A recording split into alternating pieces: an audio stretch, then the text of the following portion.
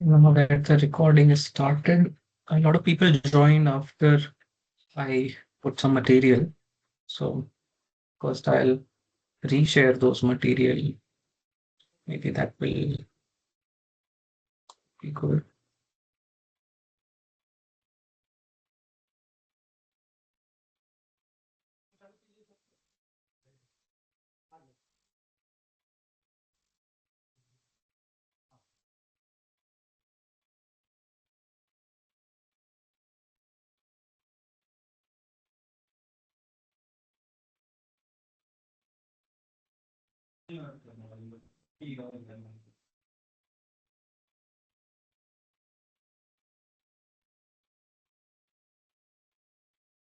And resharing the MATLAB code in the WhatsApp group. Yeah, I should have done that later. Can do that. Let me first start and then I'll reshare material and then people who want to do the simulations with me, they can do it. So we'll take our time, make sure everybody who has MATLAB is able to run the code as long as it's not a problem with the MATLAB version. Hence, I was emphasizing for MATLAB Online. Okay. Um, the recording is started, so let me just start with like, the intro and briefing. So this course is on antenna design and simulation with MATLAB, and I'm the course instructor Anand Kumar, and I'm a Prime Minister's Research Fellow, PhD candidate at the Indian Institute of Science, Bengaluru. Uh, News is that I have just submitted my thesis and I'm just wrapping up things with my deliverables for this Prime Minister's Research Fellowship, according to which I have to teach outside my post institution. And so this course is a very short course. I'm supposed to conduct 10 to 12 hours uh, of teaching, which will guard in this course. Um, so hence I've scheduled very long duration for the sessions. We might not be going through classes, lectures, notes throughout the 3 hours. Uh, it's just that we'll be running code, and which might take time. While while we simulate. So that will to ensure that we're able to get results. So we have blocked so much time, and also to have discussions and debug um, if something is wrong with the code. Today, we'll try to cover as much as we can. Like I intend to do the dipole simulation. I've already shared the code with many of you. I'll do that again. And if time permits, I also have a script for monopole, which will either run and see the results and discuss results, or I'll just show you at the end, and then you can tweak, run it, and modify as that you want, and try to understand. So yeah, so let me briefly tell about myself. So this is how I look. Maybe should I turn on my camera and show myself? So just to save data and things, there is no. So this is me. I don't look really good, so I'm turning off my camera back. Okay, so yeah, that was me. Whoever was able to get a glimpse, that's fine. Uh, yeah, so back to the presentation. So this is me when I look good, and I've been the Prime Minister Research Fellow since 2023. I joined ISC in 2020 September. I'm a visiting uh, research student at Tyndall National Institute in the University College Cork in Ireland. Um, but right now I am in India, sharing the same time zone, except the people who are joining from all outside India might be a difficult time zone. I'm not sure. So I did my bachelor's from the Electronics and Communication Engineering Department at the Indian Institute of Technology, Indian School of Mines, Dhanbad. Graduated in 2020. And I have also been recipient of the IEEE APS Fellowship and MTTS Graduate Fellowship. And I work in the area of space-time varying metamaterials. I primarily use computational methods in that FTTD and work on non-reciprocal systems. So I have previously conducted several other courses. They are all available on YouTube. I did share the playlists in the WhatsApp group. I'll do that again at the end of the class. So if you're interested in learning computational methods from scratch using MATLAB or FDTD, the courses are really good. The code is also taught in that, and the codes are available on my website. I'll share those links as well again. Next, I'm sure a lot of you might already be familiar with the interface of Microsoft Teams. Um, but for those who are not familiar, so if you since you're already on the Teams interface, so just putting out there that you can use the chat button over here. So maybe I should use a pointers. Okay. So yeah, so there is a chat button at the top. If you select that, you this window will pop up, and then over here, if you type your message, it appears in the chat window. So that's how. Now a lot of you are already using the chat, and I see there's a message saying my voice is not clear. I'm not sure if multiple people are facing this the issue with the voice. I'll exit and join again. Can somebody confirm if the audio is unclear? Okay, it's clear. Good, and everybody is able to use the chat. Now the next thing is there is this option called raise. If you select it, there will be this raise hand highlighted on your name, and if there is a need of if you must speak something, you can raise the hand. But I would recommend writing the question in the chat, which is easier for everybody to see your question, and then I can respond in time. Like when if there's a question which will be answered later in the slide, so we won't be disturbed by the question. The flow will won't be disturbed. Uh, yeah, so this is the interface, and your screen will be visible here, which you're already seeing. Next, so I've created this WhatsApp group for file sharing. So all the meeting links, class materials, recordings, everything will be shared in this group, and all the queries, announcements. You are free to use the group for all technical discussions that you have related to antenna, microwaves, your research. It's all fine. Please refrain from posting something which is not appropriate for this group. Like general chatting is not encouraged. Um, and then I would recommend for the duration of this course, you please regularly check the group for updates regarding class timings. Although we only have 4 classes, I do have a tendency to reschedule classes and postpone them. So please do check. This brings to my, yeah, so tomorrow's class will be postponed. I'm not sure if I'll be able to reschedule it during the week. Maybe on next Saturday, I'll announce that. So please keep an eye on the uh, messages from me, especially. And the if you go to the WhatsApp groups, disc, the description, the group description, class meeting link is also there.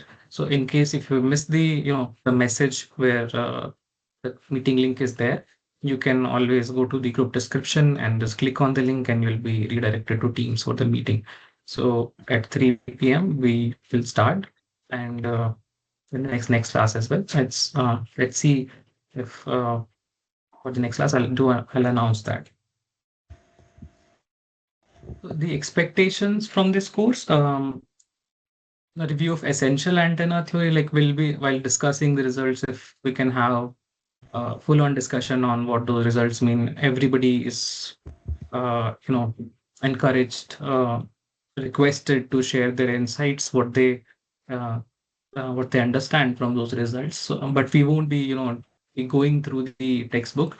There is another course from me which has covered the antenna theory aspects. So, meanwhile, you can go through that course. That's also not a very long course. That can help you. We'll be only sticking to some antenna examples in this course. And what you can expect definitely is the design of dipole, which we're doing today, and then dipole arrays. So we'll be using dipoles because they're the simplest structure to simulate, and everything that you can study using dipole can be used for the other antennas as well. The all the results like S parameters, impedance, um, gain and everything can is all same similar performance parameters are used for the other antennas as well, and then we'll do array design again by using dipole. And then yeah, so we'll plot and understand 2D 3D radiation patterns, gains, efficiency. We'll see that. We'll visualize current distribution, and today we'll look at the concept of effective length. So we'll be doing it all in MATLAB coding environment. I'm not sure if this can be done with Python because for this particular simulations, we need the MATLAB antenna toolbox, and and mostly a lot of libraries can be called in Python from which are available in MATLAB.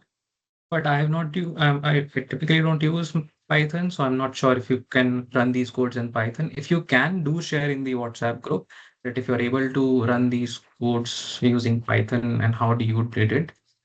But we'll be sticking to MATLAB here, antenna array simulation analysis, and then in the last class we'll use the GUI based MATLAB antenna designer app. There's an interface like this. MATLAB also has an application in where you can put in the details of the antenna that you want to design, and it will automatically create a geometry which you can tweak. So we'll look into that in the last class. And then there will be coding exercises and theory-based assignments. Um, some will, at the end of this class, I'll share some questions. We'll also look at the questions, but there will be there's an assignment for you. And for the assignments are take-home assignments. So you don't have to submit them back to me. Like they won't be evaluated. And the solutions, if there is any doubts, we can discuss it in the WhatsApp group. And I can share the solutions if you are not able to do them. Self-evaluation is highly encouraged. Like you try to do it on your like, by yourself. And in case of doubts, you can always refer to the WhatsApp group. I would again, I've said this in the group as well. Please try to, post your questions, queries, everything in the WhatsApp group because uh, it's hard to track, personal messages, and also a lot of you can already answer others' queries. So I'm not even needed in many cases. So please do that. And I've seen a lot of course participants are already faculties from various institutes, so they are more knowledgeable and they can give you good feedback for all the students who are in the this register who are in this course as well. So I did a poll today. So in the WhatsApp group, a lot of people joined after I had posted the poll. So it's fine if you're not posted. This was just to give me an idea and everybody what's the statistic of the people who are joining the course. And like the very important question was, do you have access to MATLAB? A lot of you have, but many of you don't, which is a concern because this course is, application based. And if you don't have MATLAB, you can, you're welcome to attend the lectures, understand how we are doing it, and you'll always have the codes and material with you. And whenever you get access to MATLAB, for example, if you are a student and you don't have access with you personally, but you get access to labs. So during that time, you can always, run the code. It will take few minutes and analyze the results. The next question was if you have MATLAB and is it like associated with university company, then in that case you will have access to MATLAB online. Yeah, so and why I'm focusing on MATLAB Online is that MATLAB Online is usually the the most up-to-date version. So if there are any issues with the codes somebody is able to run, for example, because I'm sharing the codes, I have run them. And if you're not able to run them, it could be because there is difference in the MATLAB versions. If you have an older version, uh, it the toolbox may be outdated and some things in the code might not be compatible. So in that case, if you have a university or company MATLAB, you can use that same license to access MATLAB online. And over there, hopefully the code would run properly. Also, MATLAB online is usually faster than most PCs because it's run on cloud. And then I had also posted the code this morning, and I was expecting people who have access to MATLAB, if they could run and see if they are able to run or not. So most of you answered yes, some of you answered no. So I'm not sure what the problem was. There was one query, like somebody was new to MATLAB and they could not run. So maybe I'll try to show how to run. Yeah, I'll do that. So over here, I'll pause and I'll ask this question. Is everybody who is in the meeting already in the WhatsApp group? If not, you can scan this. Like if you're, I don't know, if you're using a secondary screen like a laptop or a tablet to attend the lecture, you can use your phone to scan this, and you'll be able to join the WhatsApp group. Uh, so yeah, people are joining. So once this stabilizes, I'll again put the code and yeah, I'll put the code and then we'll proceed. Meanwhile, are there any questions related to whatever we discussed, the class logistics? Somebody has any concerns they would like to share, you can either write in the chat, or if you want to speak, you can raise your hand.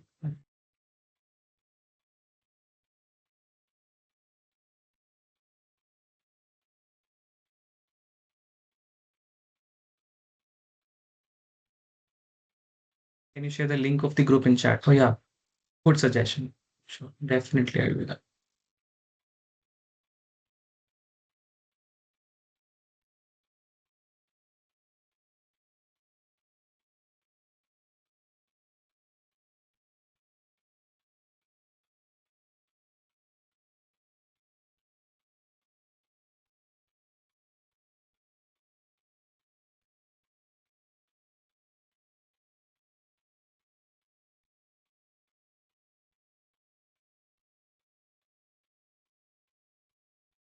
Yes, I posted yeah,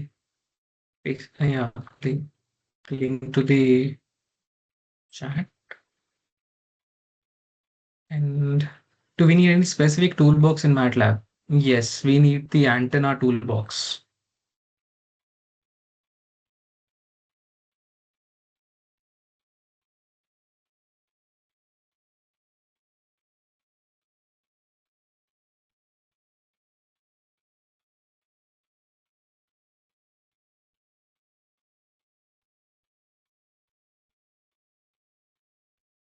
I have a question.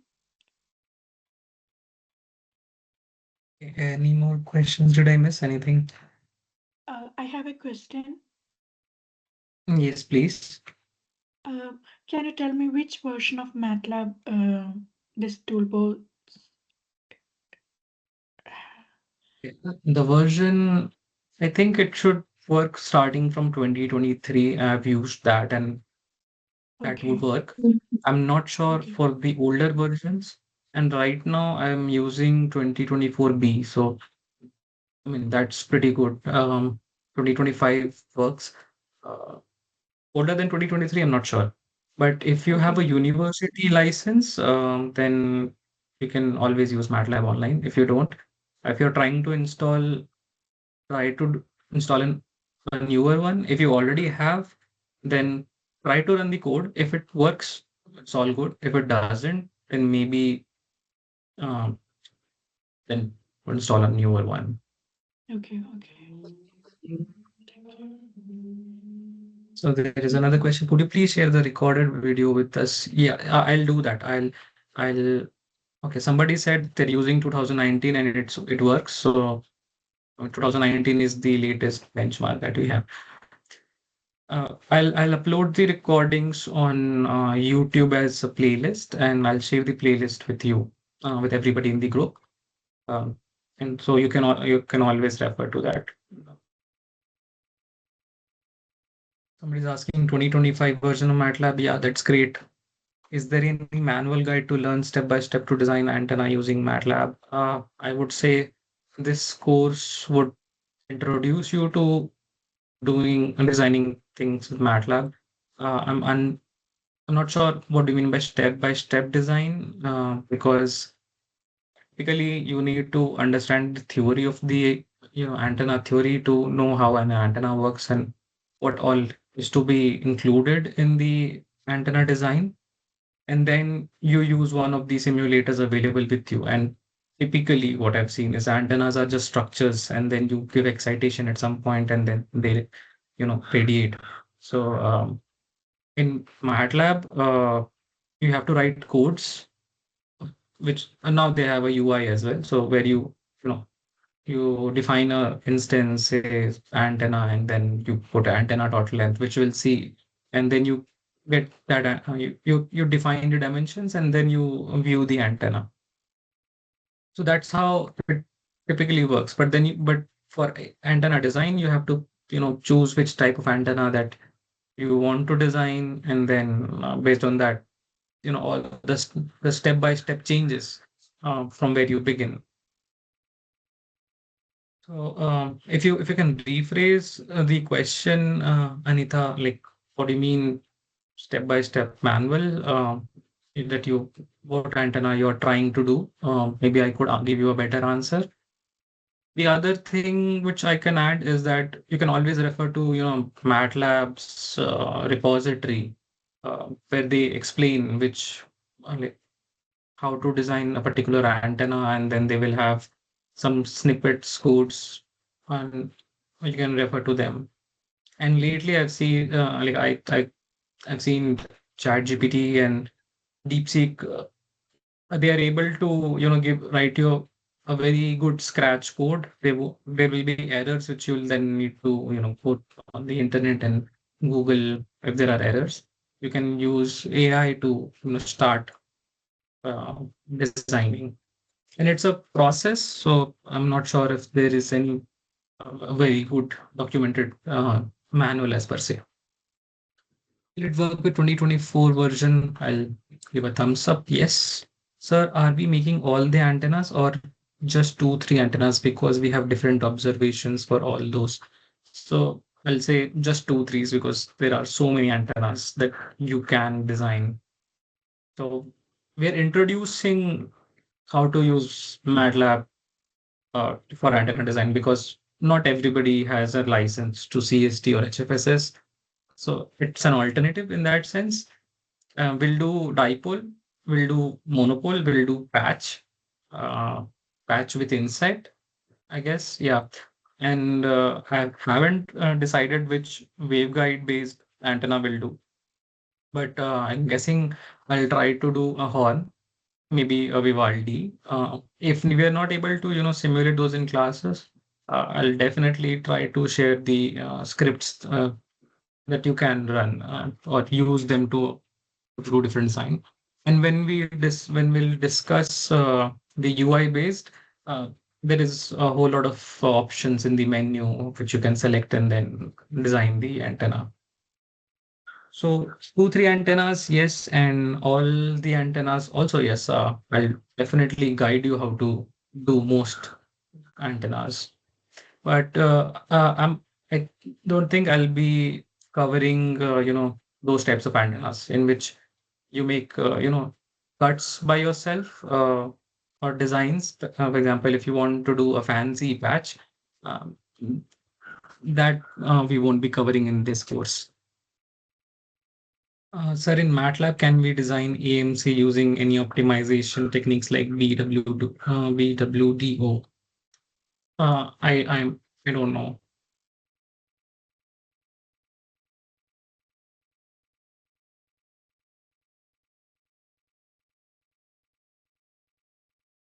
Any prerequisites of fundamentals for radar systems and antenna design and get good at it? Antenna design, I would recommend going through NPTEL lectures. Same for radar systems. So if you cover theory and then you can, I guess a lot of people here at IC use Simulink for some radar related simulations. I'm honestly, I've not done a lot of things with radars. I've worked with people who work on radars. For antenna design, NPTEL lectures are pretty good, and then you need to start designing structures by yourself. I want to design 5G antenna uh, design and validate antenna using RLC circuits. Is it possible to design using MATLAB?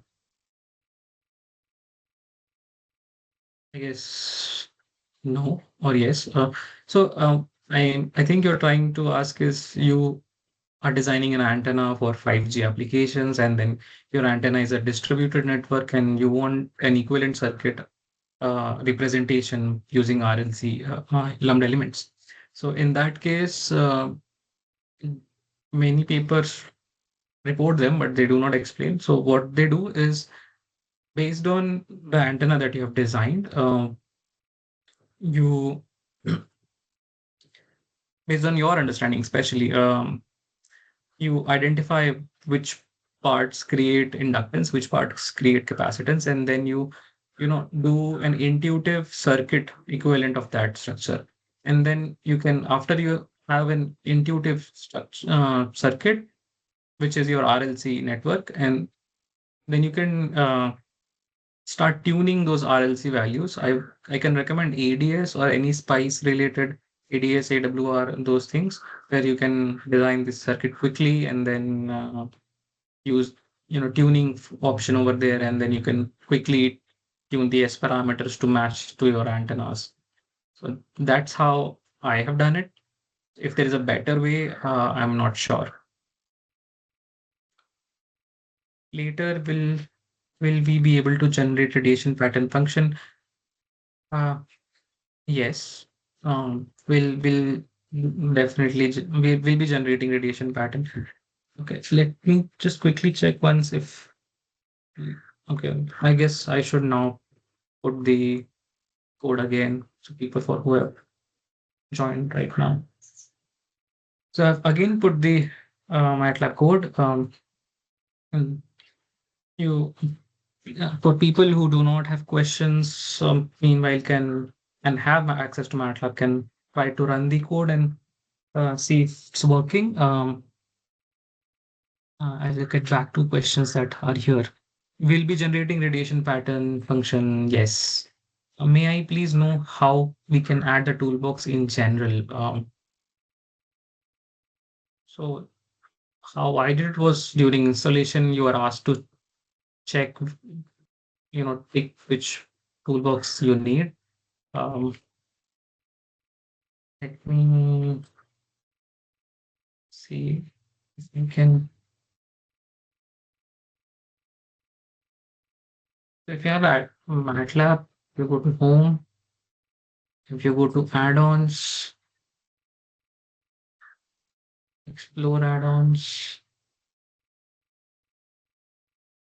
nothing should happen from here.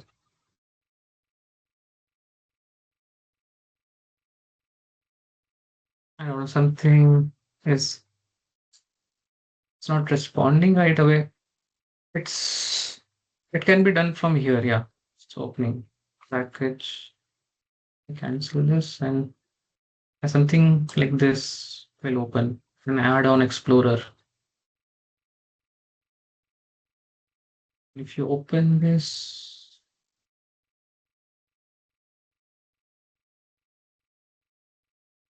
Antenna toolbox. Yeah. So what I did was, if you open MATLAB and then go to home, and in your add-ons over here, you select explore add-ons. And once you select explore add-ons, this add-on explorer will open over here in the search bar, search for antenna toolbox. If you click on antenna toolbox, this page will open. Since I already have it, it is showing manage. If you don't have it, it will show something like install or add, something like that. Okay. So I guess that should be sufficient. Yeah, Uh, thank you.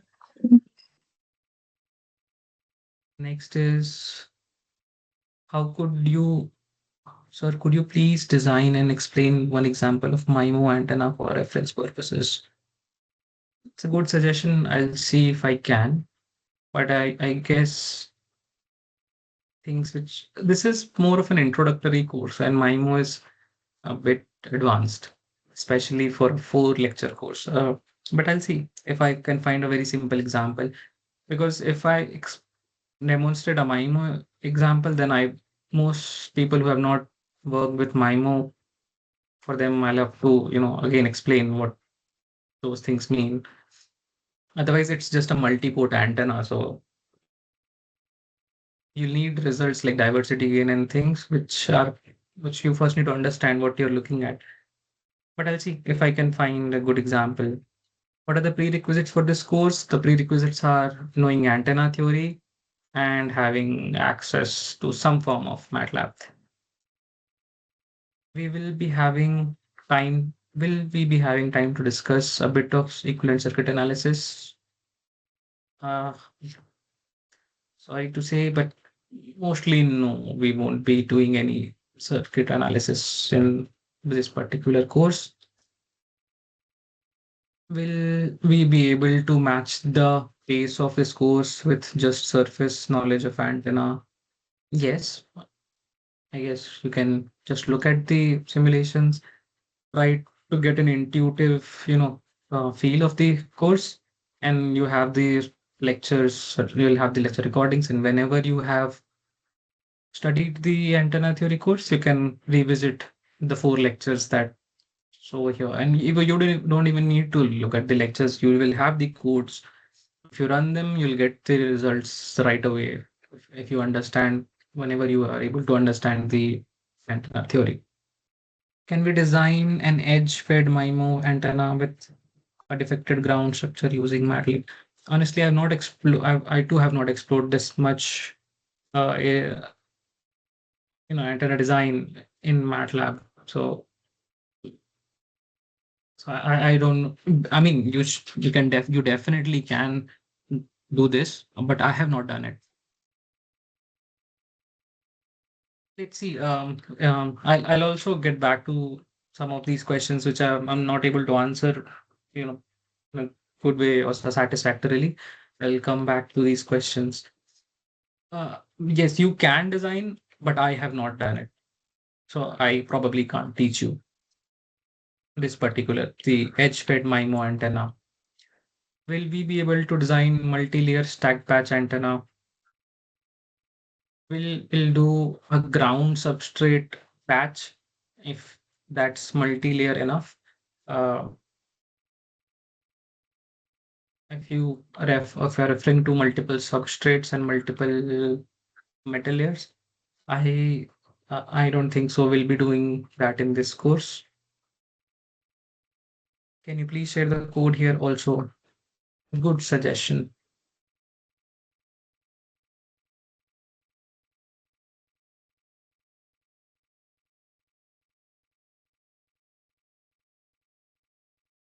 For some reason, it's not allowing me to drag and drop.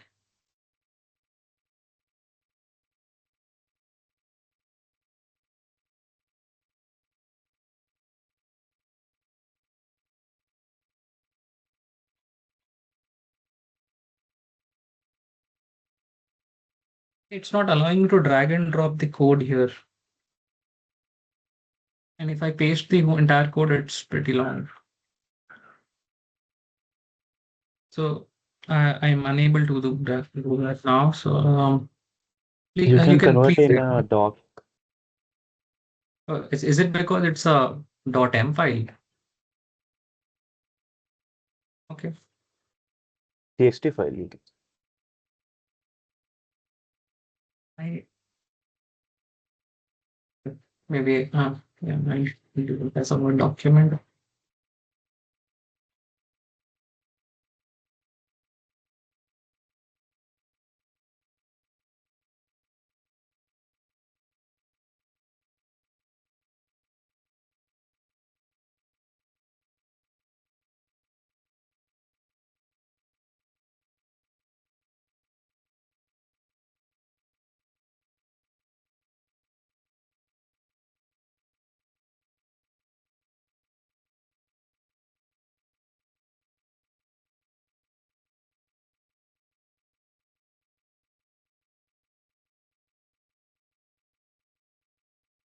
Yeah, it's still not allowing me to drag and drop the code, and there is I don't see an upload button for files.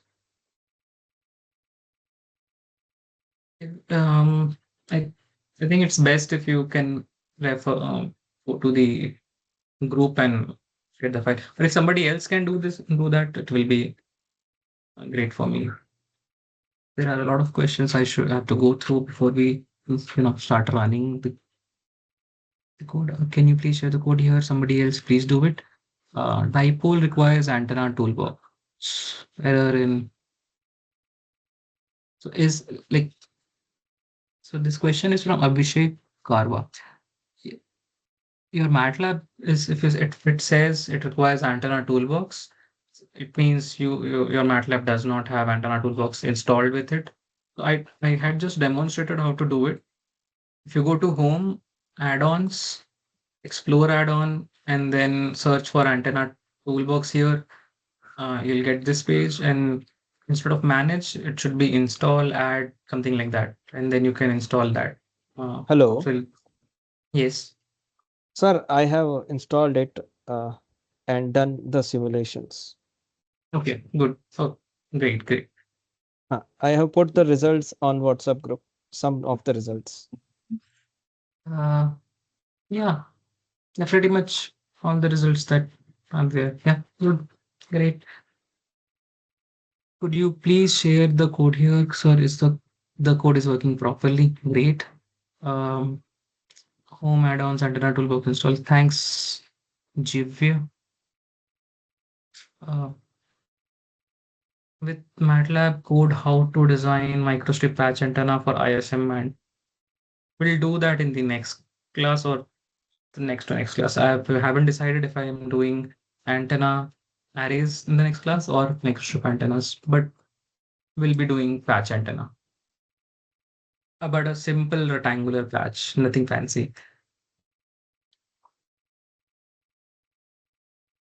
Um, Please try to explain MIMO. We'll see. Should we start design, sir? If you have the code, keep you can run it and see if you can understand and if you have any doubts. So a lot of parts in the code actually, have just for the display purposes so that there is a word X marker or a Y marker or a point marker.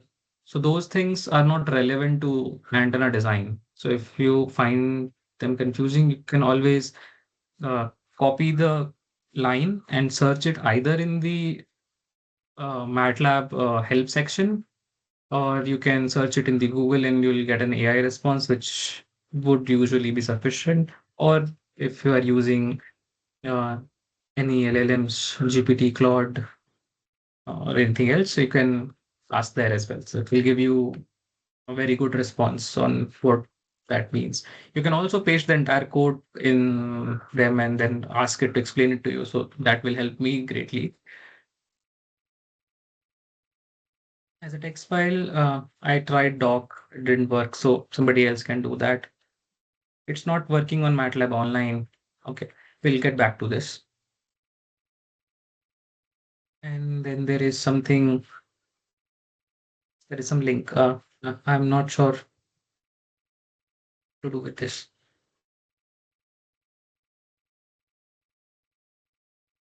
Okay, somebody has pasted the code. Great. Great. Okay, I guess I have answered.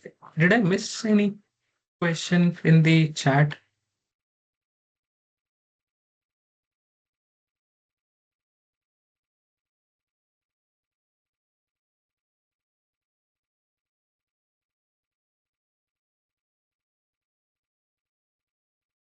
Somebody else has also pasted the code. Let me just quickly check the WhatsApp group. People are sharing results. I guess that's good. And all the results are here. So great. You guys don't need to. Not everybody doesn't need to share the results. So I guess some was pasted by first person and that person also pasted rest of the. Yeah. Okay. So, so that's done. Great. So we'll get back to the presentation.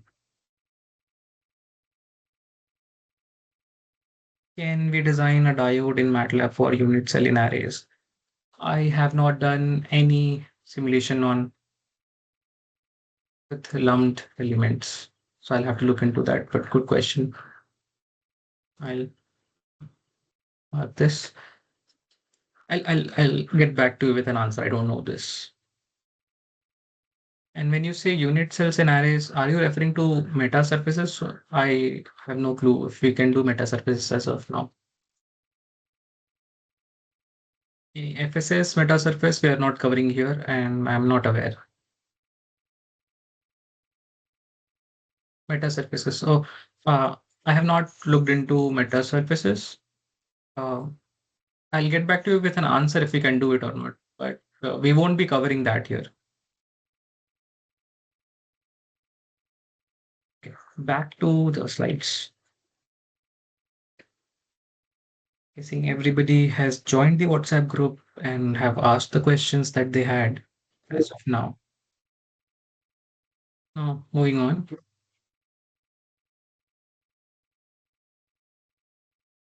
So motivation and learning objectives. So antennas, they convert guided electrical power into radiated electromagnetic waves. That's the definition of the antenna. And they convert electrical power into waves and then waves back to uh, electrical power. And half dipole is the first antenna that will be slides not visible. Oh,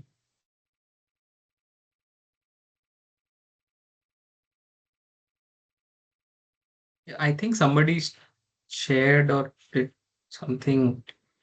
I would ask not to if your share screen option is enabled, please do not share the screen. That stops the previous presentee. Okay, so more back to the motivation and learning objectives. Antennas convert radiated power to electrical power and electric power back to radiated power. And hence it's widely used in almost every device that we have now.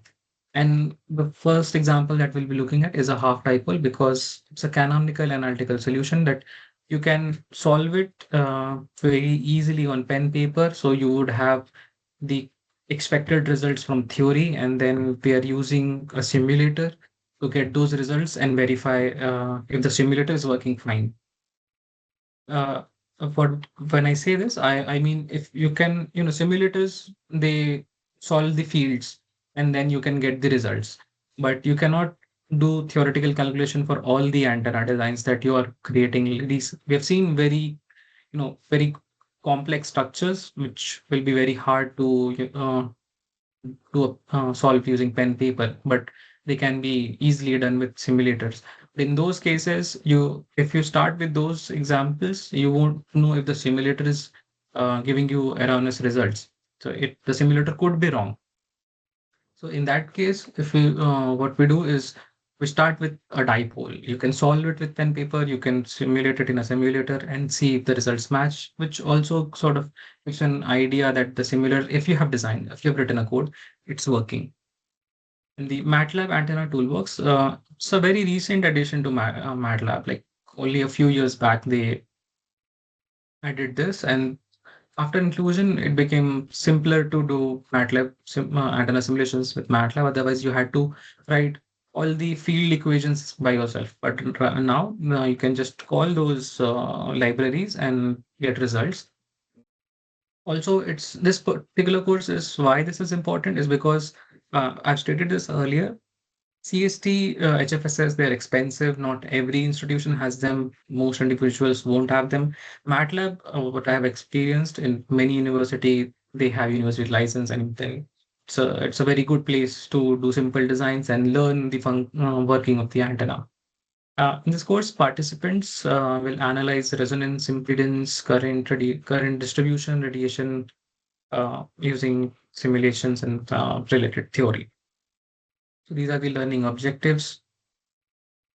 I'll check again. I'm sharing the screen. I guess it's visible to everybody. Can you someone just confirm? I did share it again. Yes, Faz. Thanks. Juvia, I'm not sure if I'm saying your name correctly. Thanks, Ashish. Yes, okay. So the screen is visible. Faz, did you have any question? I thought you raised your hand. No, sir. Yes. Okay, I guess no questions. We'll move on. So let us first thank Maxwell for starting all this. So Maxwell's equations, which are frequent, which is mostly used in the solvers, are the curl equations, which are the basis of most solvers, and the radiation is also dependent upon these equations. So the time varying currents they create this, and the displacement currents they generate the radiation. That's how the antenna functions. So there is some oscillating charge or oscillating field, which creates the fields. And electric and magnetic fields sustain each other for wave propagation. And this is and any static or DC fields, and they do not, and so DC current it does not radiate. So that's the basic, and these are the Maxwell's equations. We'll see them in more detail in the coming slides. So brief history. So the foundations of electromagnetic theory were formulated in 1873, way back by James Clerk Maxwell, who hypothesized solely from mathematical considerations that electromagnetic wave propagation and the idea that light was a form of electromagnetic energy.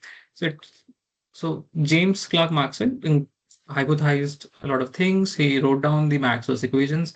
Not, I mean, it was news to me that Maxwell, when he wrote down the equations, there were a lot of equations. And then came Oliver Heaviside, which the version of Maxwell's equation that we look at, the four equations, that was actually given by Oliver Heaviside. Maxwell wrote like 1920 equations. And then Oliver Heaviside included vector notations and simplified those, and then gave us the four popular Maxwell's equations. So whenever we say refer to the four Maxwell's equations, we also sometimes say the Heaviside Maxwell's equation, which would mean the condensed form.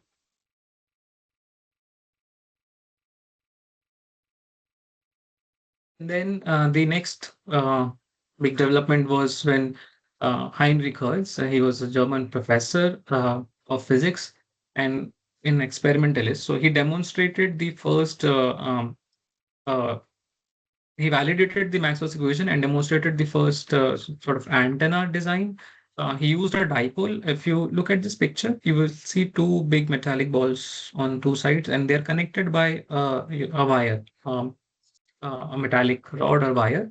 And that was the first dipole, and he demonstrated that using this and if you using this setup, this particular picture is available in I guess Ozar or sorry Balanis. Can refer to the antenna engineering by C.A. Balanis, and that over there, this picture is available. And in this was the setup where he demonstrated that electromagnetic waves are can be radiated from using dipoles, and hence uh, his name is used for frequencies. Hertz is the unit, and this was the first dipole.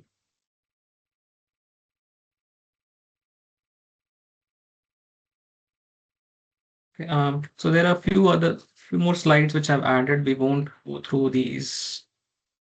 These are just for electromagnetic theory review, where uh, I like showing faces, putting faces to the names, or Lord Kelvin, Stokes, Gauss. These are pioneers in our area who gave us the divergence theorem, the Stokes theorem, which are used in the electrostatic field derivations, magnetostatic field derivations, and all sorts of derivations that we see in undergrad and masters and in PhD. So yeah, so this all this is just review of basic electromagnetic theory, which I've added the slides here. Yeah, I'll share the slides and you can refer to them. This is basic undergraduate level um, theory revision. Coming back to the Maxwell's equations, we'll spend more time on Maxwell because he did start this.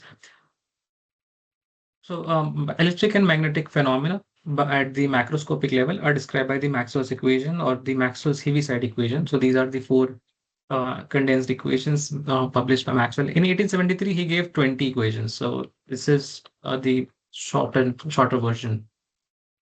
And they these give the time varying EM fields which are governed by physical laws. The first one, which is the divergence of electric flux density, which is equals to the total volumetric charge, and this is known as the Gauss's law of electricity. Divergence of the magnetic flux density, which is zero. The third is the curl of the electric field, which is dependent upon the rate of change of magnetic flux density and the magnetic uh, magnetic conduction current, and the curl of magnetic field, which is dependent upon the electric current density and the rate of change of electric flux. So these are the Faraday's law and the Ampere's law with Maxwell's addition in the displacement current. This is the final Maxwell's equation where I've defined all the terms which are here. And then this Maxwell's equation can also be written in two different forms, actually four different forms. Two popular are the differential form and the integral form. And then you can also write them in either frequency domain or time domain. So that will give us four different versions of the Maxwell's equations. And then we have the constitutive relations, which are important for boundary conditions. So all this just bringing you into the the vibe of the electromagnetics engineering. And now we'll actually start with what we are supposed to do. So what's a dipole antenna? A dipole antenna. Okay. So a dipole antenna consists of two conductive elements driven by an AC source. So a dipole antenna is essentially saying there has to be some conductive element 1, conductive element 2, and then within this, if you put an AC source, this becomes a dipole. So if you see in literature, if there is a bow tie antenna with like this is also dipole or similar versions. So most antennas can be reduced to their dipole form. Next, it's the simplest practical antenna derived directly from the Maxwell's equation. So if you refer to the textbook, the derivation seems very organic. You start with a current carrying conductor and then do integration and things using the Maxwell's equations, and then you end up with the electric field and the magnetic field. So you can either do it with a current carrying wire, which is or a loop as well. And a half-wave dipole, as the name suggests, has a total length of lambda by 2, which is lambda is the wavelength, and half of the wavelength is half-wave dipole. And the dipole supports a standing wave current distribution. So this comes from the textbook where the dipole has a sinusoidal current distribution on this. A slide is on this, and I guess in the next slide, the next slide will show the current distribution based on this expression. So it's zero at the ends and high at the middle, something like that, which you will use, which we use during derivation of the electric fields at a certain point away from the dipole antenna. So the physical characteristics of a dipole antenna is that the current is maximum at the feed point where we are actually where we're feeding, and it's zero at the ends, like almost zero, not completely, but almost zero, which will later lead to something called as effective length. We'll discuss that.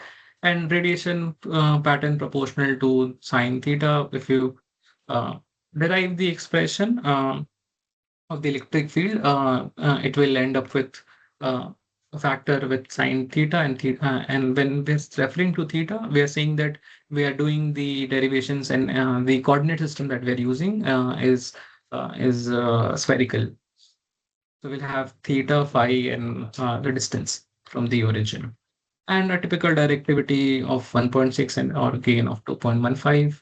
So if you, this is theoretical, practical designs will be very close to this, might not match exactly. And why is this important? It's the canonical structure. We have discussed this in previous slides, that we're using this to verify our understanding if we are able to use the simulator correctly and if the simulator is working correctly. Reference antenna, this is also used as a reference antenna for gain comparison. Not exactly dipole, but it's a Hertzian dipole, which is almost ideal. Like it has it has a close to omnidirectional pattern, but so also when we design an antenna, like we typically what we do is a performance comparison, and a dipole is usually the case. For example, if you're designing a patch antenna, now we compare it with the other patch antennas.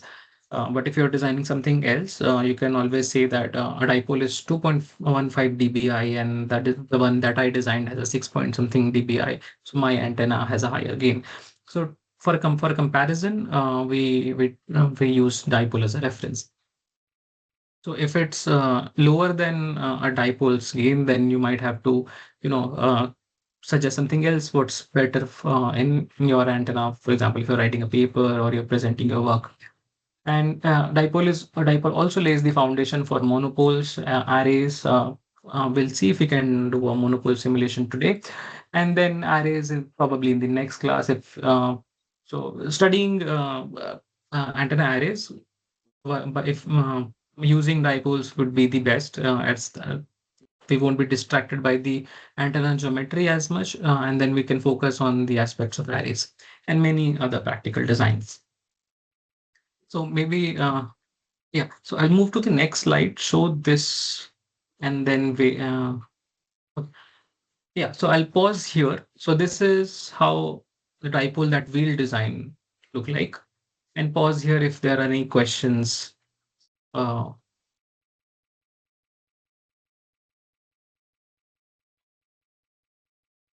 Faz has a question, if I can explain Maxwell's equation as an example, its physical significance with respect to radiation mechanism. So it's not very straightforward answer for this question. So Maxwell's equation lays the how nature works, like the foundation for all waves, how they propagate. And then we start with a structure, was a simple two wires connected with an AC source, and then we decide how the current distribution would look like. And then, based using the Maxwell's equation, we obtain expressions for fields. So, of its physical significance is immense because you're using those expressions to get all the results that you want. And with respect to the radiation mechanism, so Maxwell's equation lays the fundamental uh, of how the wave would propagate.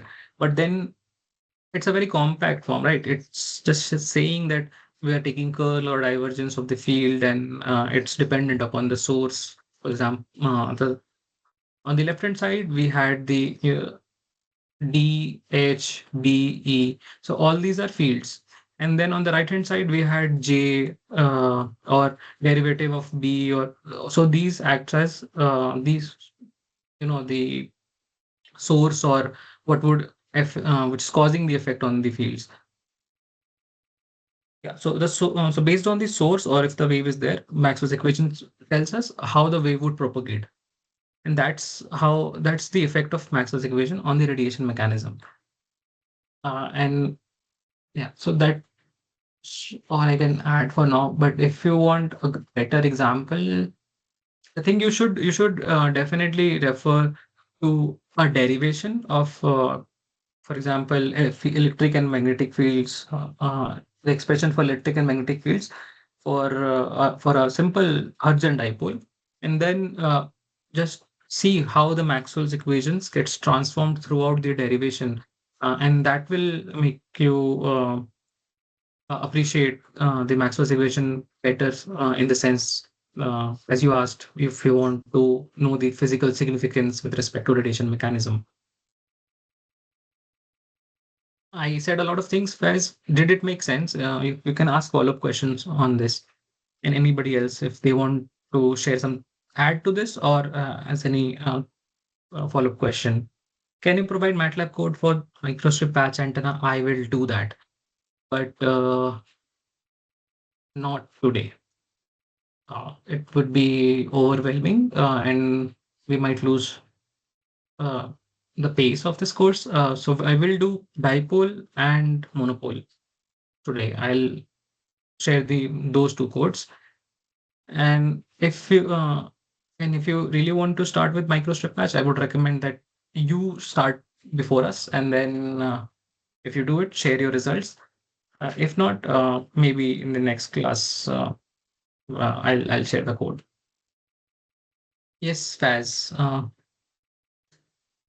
please go ahead. Sir, good evening, sir. Yeah, that explanation that made sense, sir.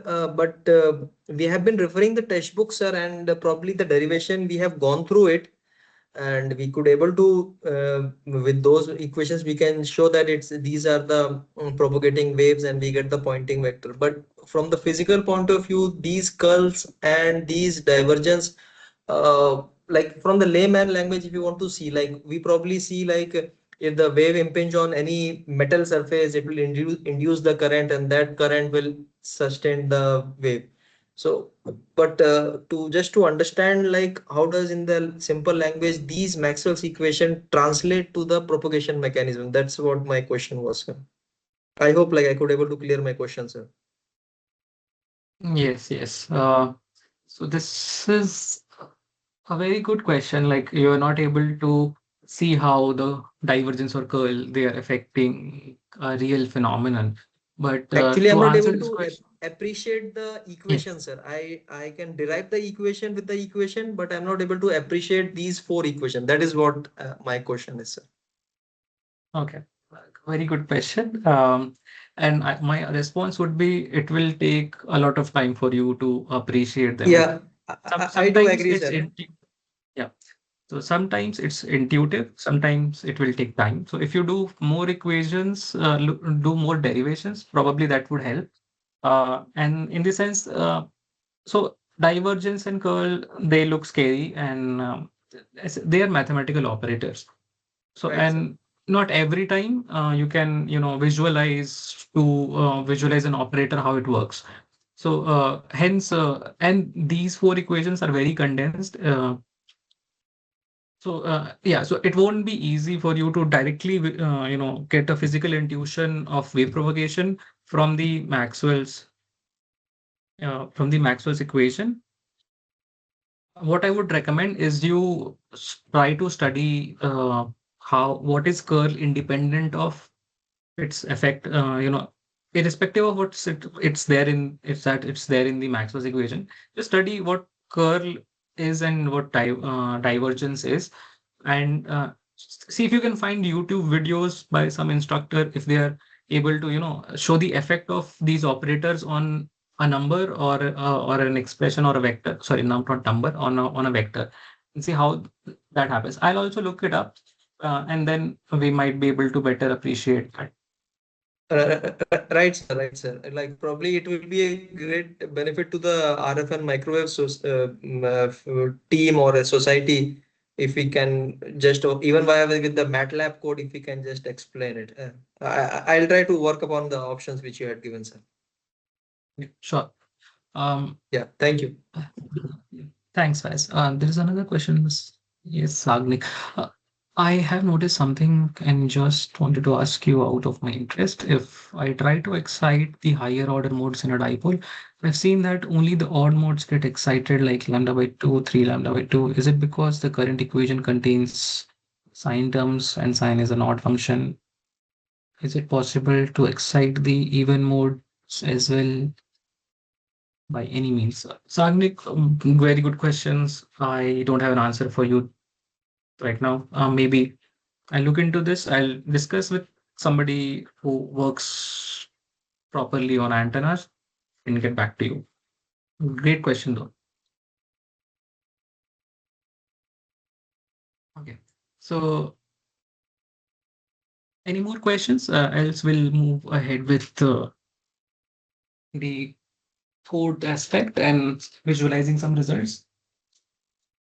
Meanwhile, okay, I'll also check the WhatsApp group if there is something there.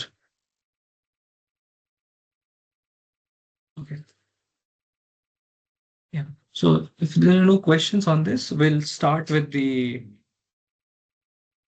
coding part.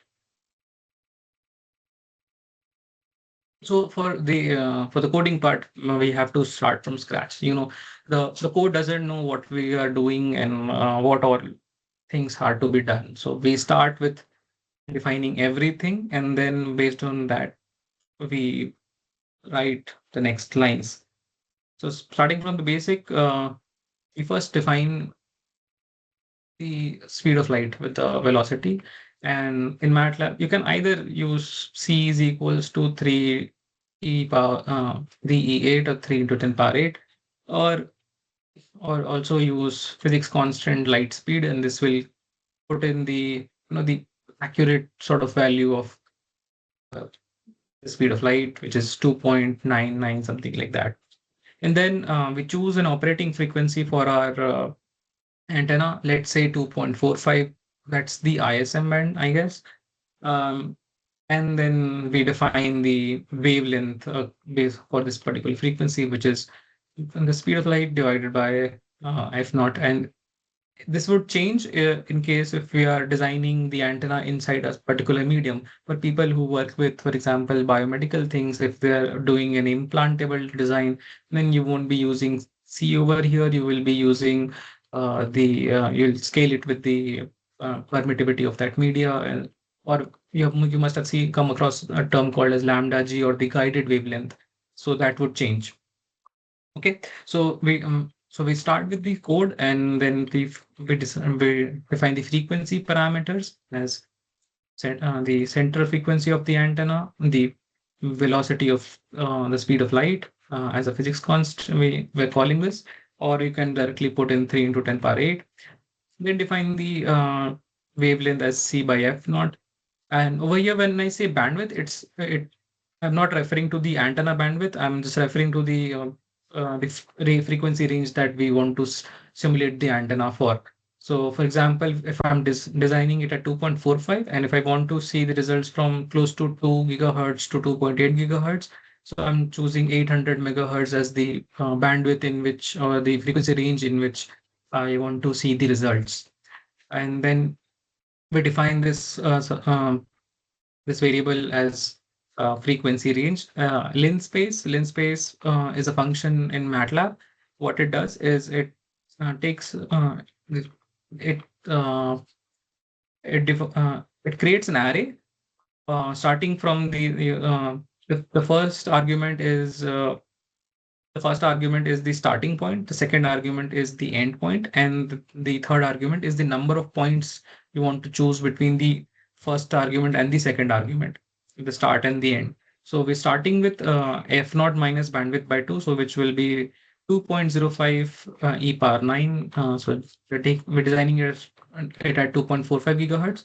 So this will start from 2.05 gigahertz to 2.85 gigahertz, and we're choosing 201 points on which we will be calculating our results, the S parameters, the impedances, all those things, and it will be calculated 201 points. 201 points is a bit excessive for this small frequency range. You can change it to 51, and that should be fine. Also, while designing bigger antennas, when I say bigger antennas, I mean working at lower frequency. For example, if you're designing something at 400 megahertz, that will be a big antenna, and bigger antenna in terms of size, not electrical size, in terms of the physical size. If it's a very big size antenna, the simulator will take longer to simulate. Okay, so try to start with smaller number of points. For example, 20, 30 points, you start with that. And then if you are getting better results, satisfactory results, or your observations are fine, then increase the number of points and then get the final result that you want to plot it. So it's 201. Especially if you are working with an i3 or an older version, change it to maybe 51 and then run, because you might waste time on a simple result.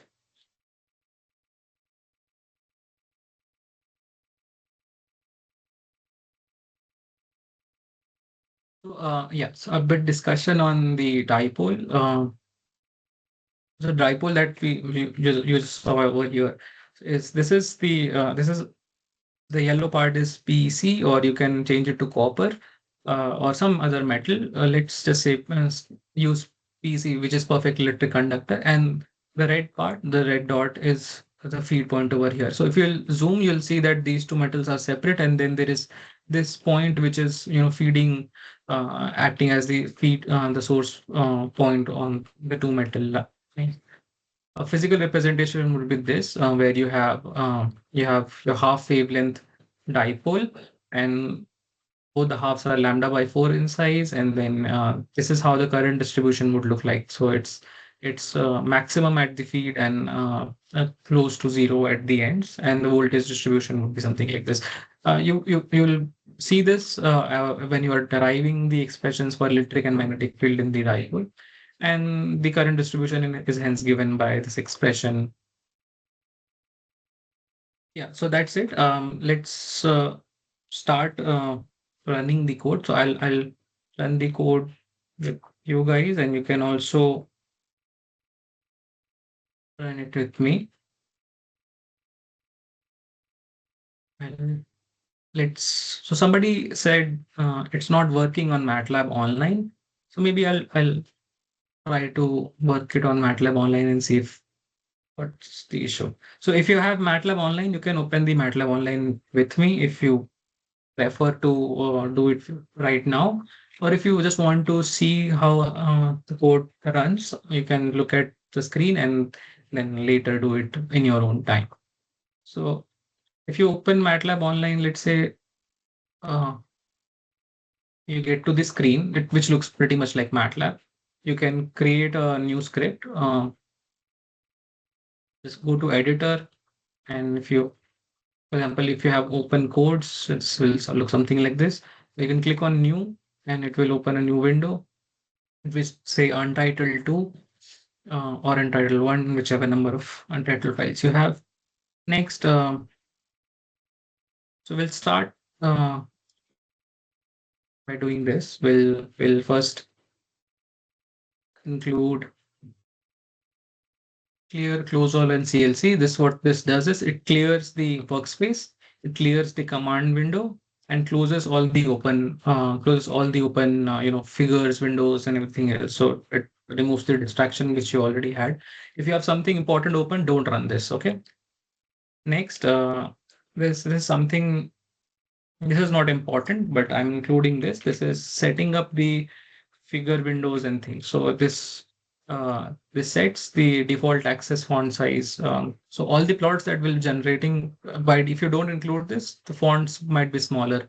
So what I'm doing is I'm making the default access font size as 12, the text font size as 14, and line width from changing it from 1 to 2, so it's thicker, and access line width as 1.5. So this basically beautifies all the results that will be generated. Not important, makes the results look better. Next is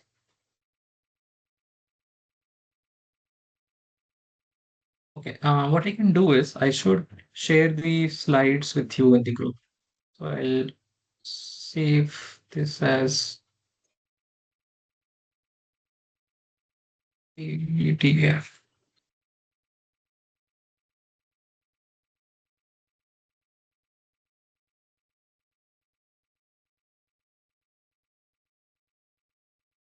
Yeah, just a second.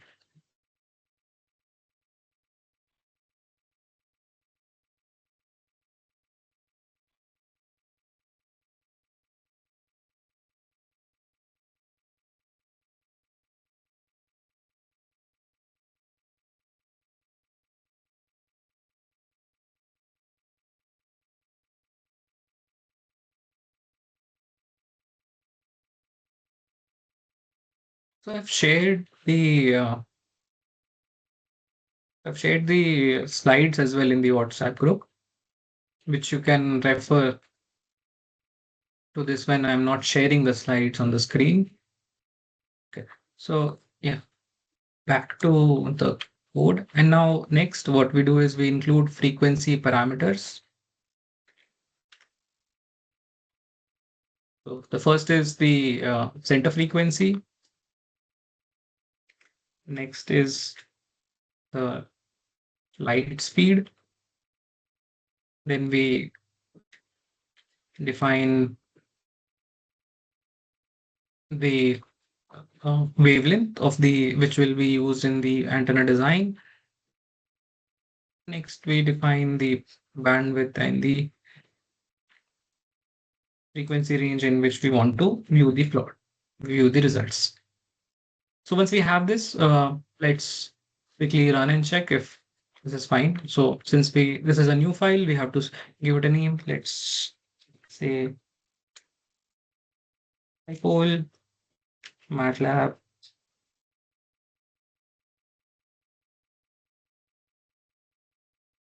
online.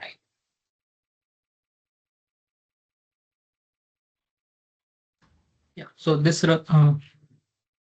runs fine. There were no errors, and now we have if you look at the workspace, you will have your variables which we defined over here, and this is the frequency range that we defined using linspace. If you double click on this, the workspace will open this particular variable. Let's wait and see how this looks.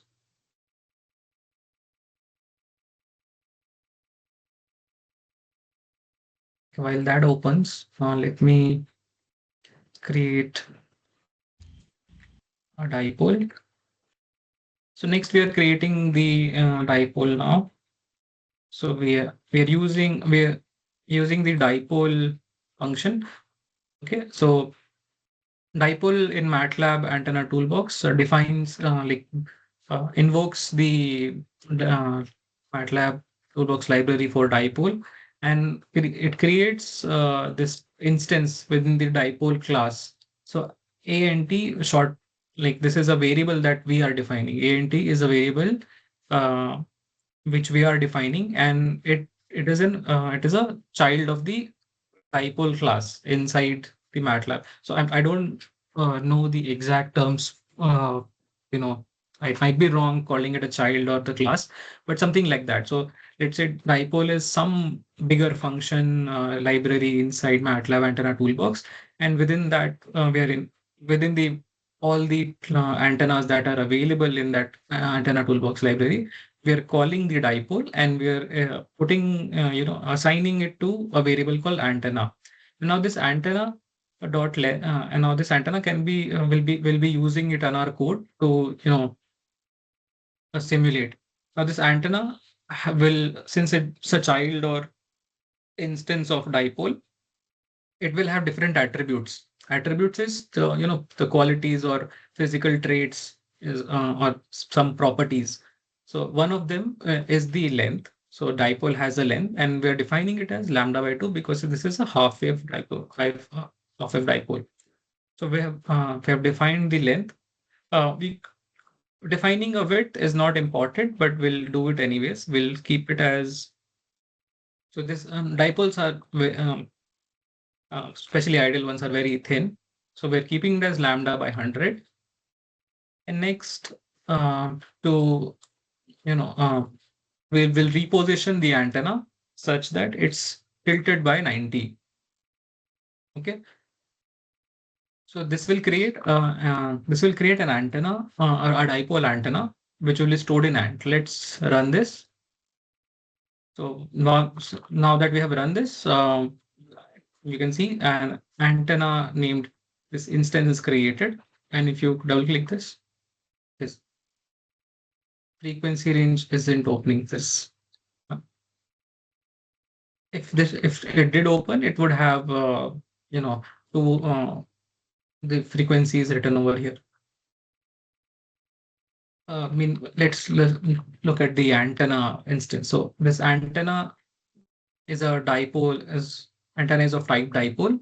It has a width that we define. You can also vary the feed offset. The length is given over here. What we did was we specified the length in terms of lambda, but this over here, it's the value in meters. Okay. So its length is over here. Its feed location. If you change the feed offset, the feed location would change. And then it has some load conductor. Tilt is 90-degree, and the tilt axis is given as this. So tilt and tilt axis essentially changes the configuration of how the dipole is oriented, because you would, for example, right now we are doing just one dipole. So it can be oriented in any form and we can visualize.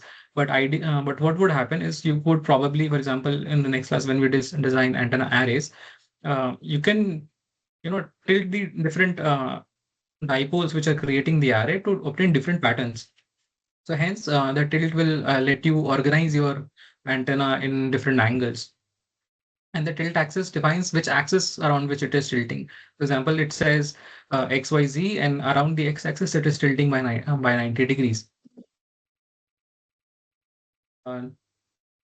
Just a second. Yeah, so now that we have designed, we created a dipole.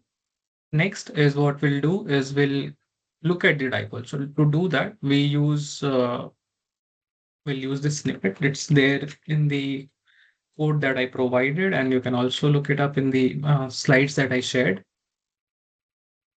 Okay, so the antenna geometry is, so first we'll invoke a figure. And if we just invoke a figure, let me just comment this and show you. Okay, so if we just invoke a figure, what will this do? It just create this window with nothing in it. And it's just defining dipole antenna geometry, which we have stated as a name of this particular window. Doing this will help us keep track of, if we make this smaller, will know which window which we are what is stored. Otherwise, it by default writes figure 1, 2, 3 or something like that, which makes it harder to minimize. Okay, so let me uncomment this, and now we'll run this section again.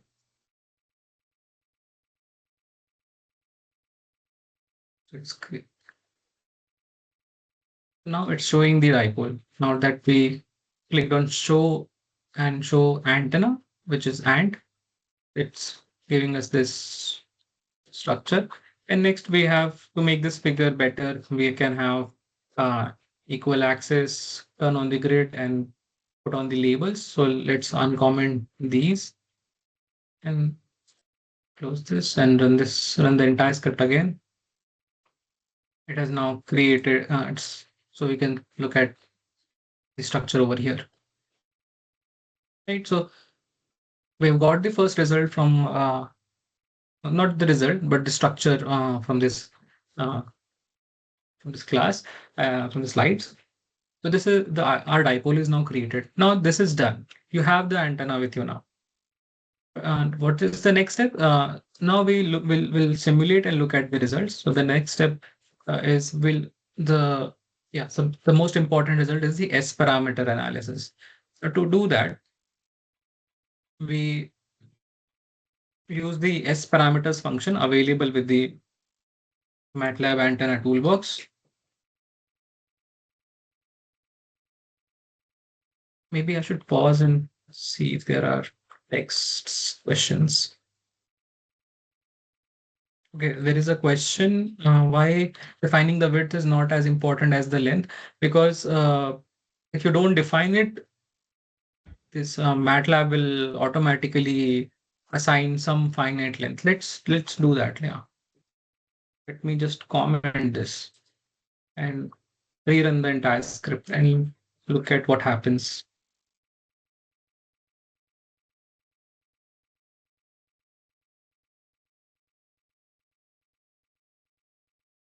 Okay. There is some error. Expected width of dipole to be scalar with value less than. So this value is a bit, so this became very small. Okay, so it's probably important. I did a monopole simulation where this was not necessary, so my idea was based on that. But if you look at the antenna values, it by default assigned it some particular width. Okay, so this is what happens. If you leave out some variables, it won't affect the simulations in MATLAB because MATLAB has some fail-safe things to assign some simpler values. And if we uncomment this, so probably the required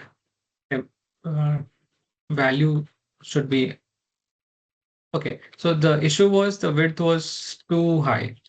So you need to make it smaller than the length. So if our length was very high, then the default width is 0.1, which is in this case greater than the length.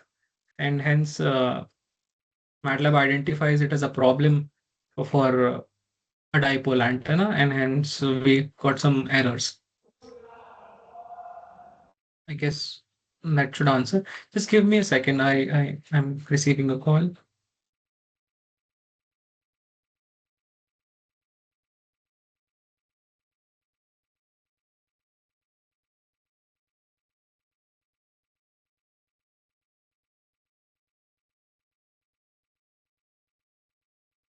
Meanwhile, I'll request everybody to who has access to MATLAB to at least follow this if they are able to do this. And if they have questions, they can post it in the chat.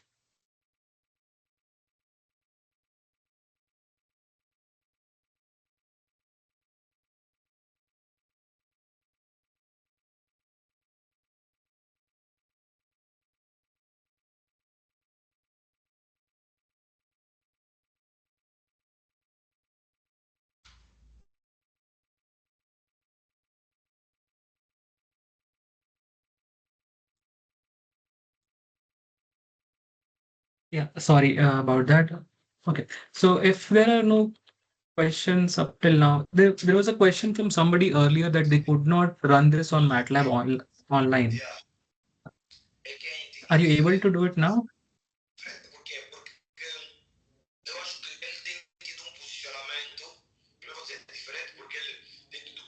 Uh, Ronaldo Alberto, do you have any questions? I could hear you say something.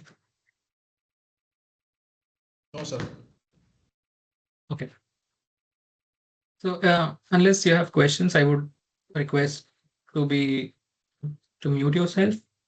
and unmute when you have to speak. And even for that, I would request you raise your hand, and then we can have an interaction. Okay.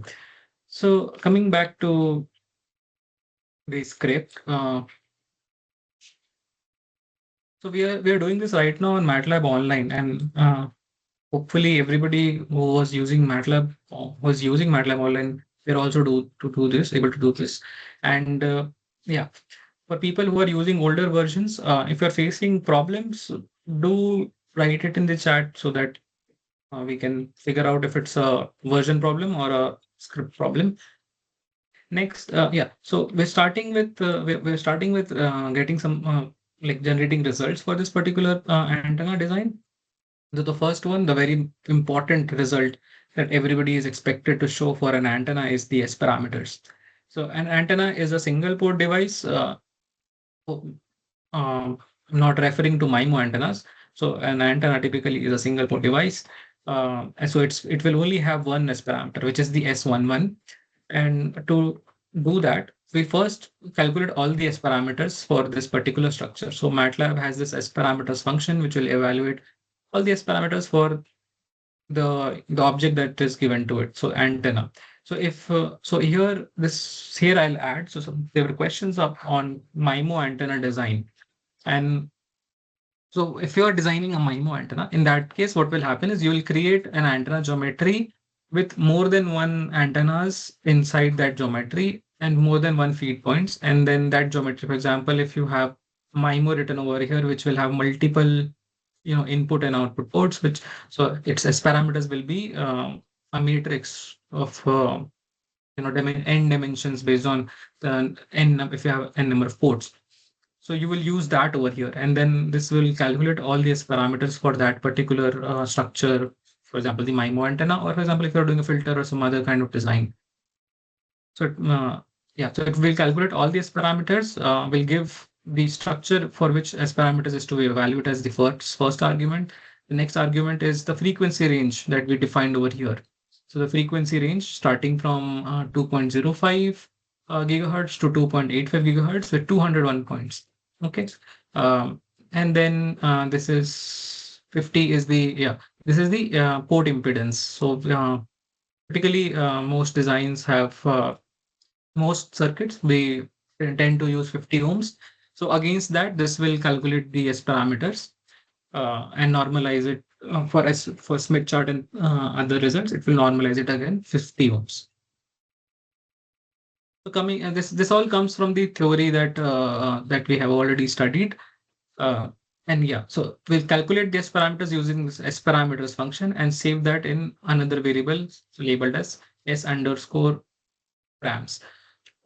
So I would recommend try to remember which particular these words are actually name of the functions or the classes. So you cannot use S parameters as a variable because that will throw an error. Similarly, you cannot use a dipole as a variable because this is a class, and this will then cause problems. So using something like this S underscore params is all right. So we're saving all the S parameters in S params. Next, we know that we have S11. So we'll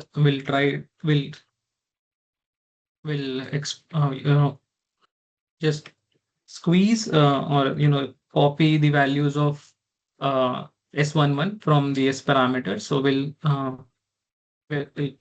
use this function called squeeze. You can look into it in greater detail by searching what squeeze does. So essentially, it copies all the S parameter values. So S params will be a more detailed function.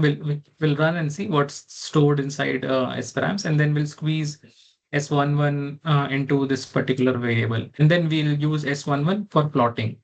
Now S11, what it has is it's a complex value, right? So while plotting, we look at the magnitude and phase. And for most cases, while designing antenna, we just look at the magnitude and see where the resonance is based on the depth. So let us extract the magnitude and phase separately in S11 mag and S11 phase. and store it and this is pretty much very basic math.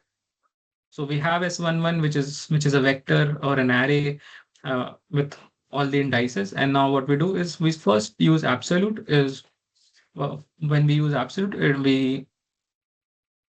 we are removing the negative sign because this will go into the argument of log, and we use log with base 10 and multiply with 20 to get just the magnitude of the complex number. Similarly, we to get the phase, what we do is we use angle function to get the uh, angular part of the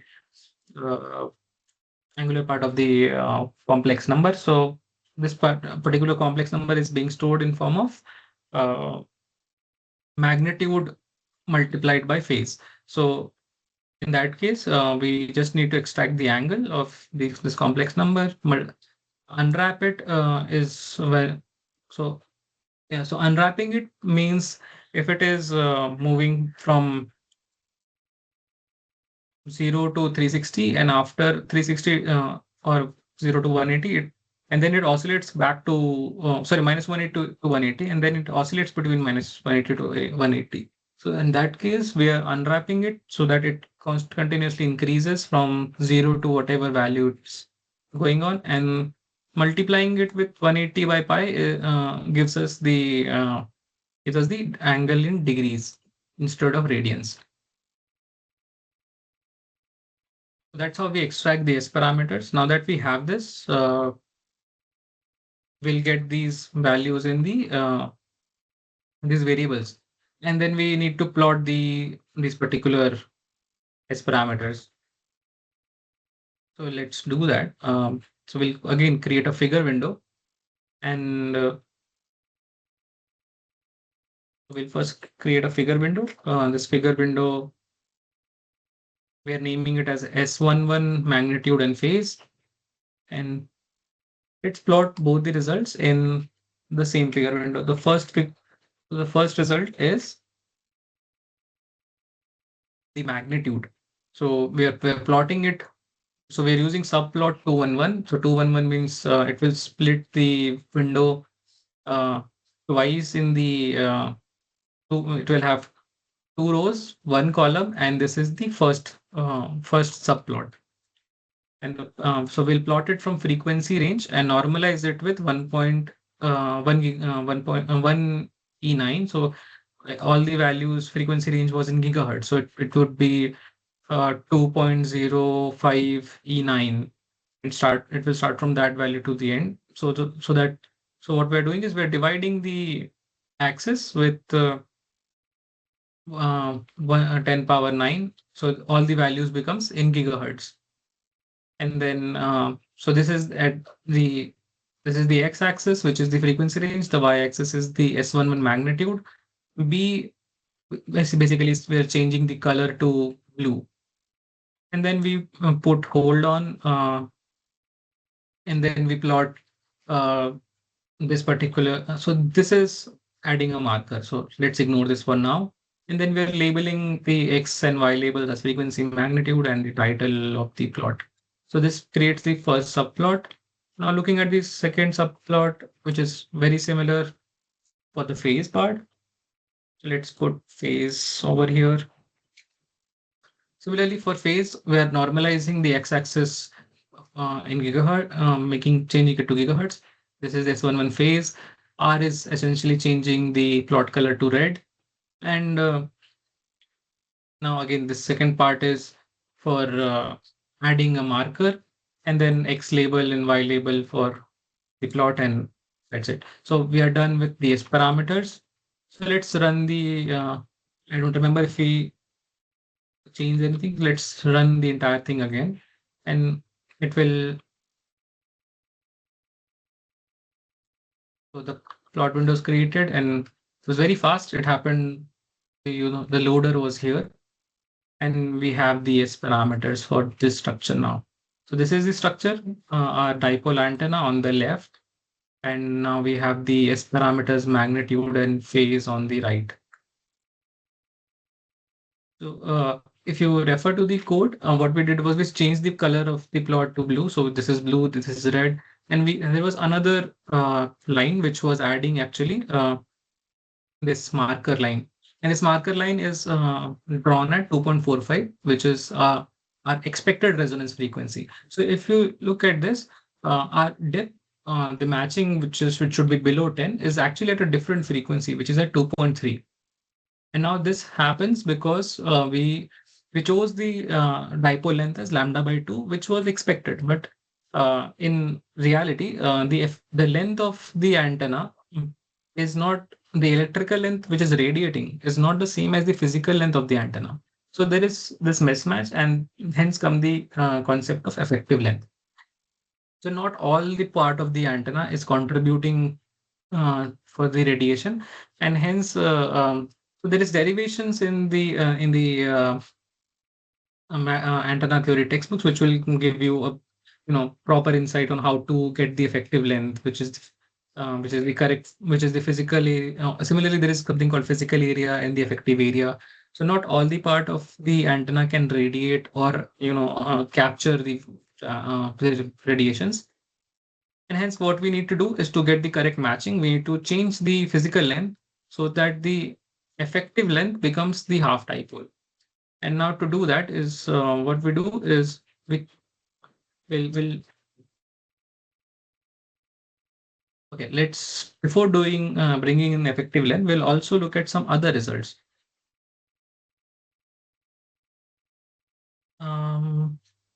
Coming back to the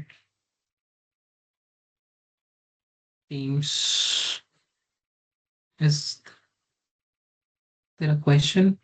No, there is no question. Are there any questions? If there are questions, you can please feel free to ask. So we got our first result, which is the S parameters. We have a few more results to go, and then we'll be done with today's class.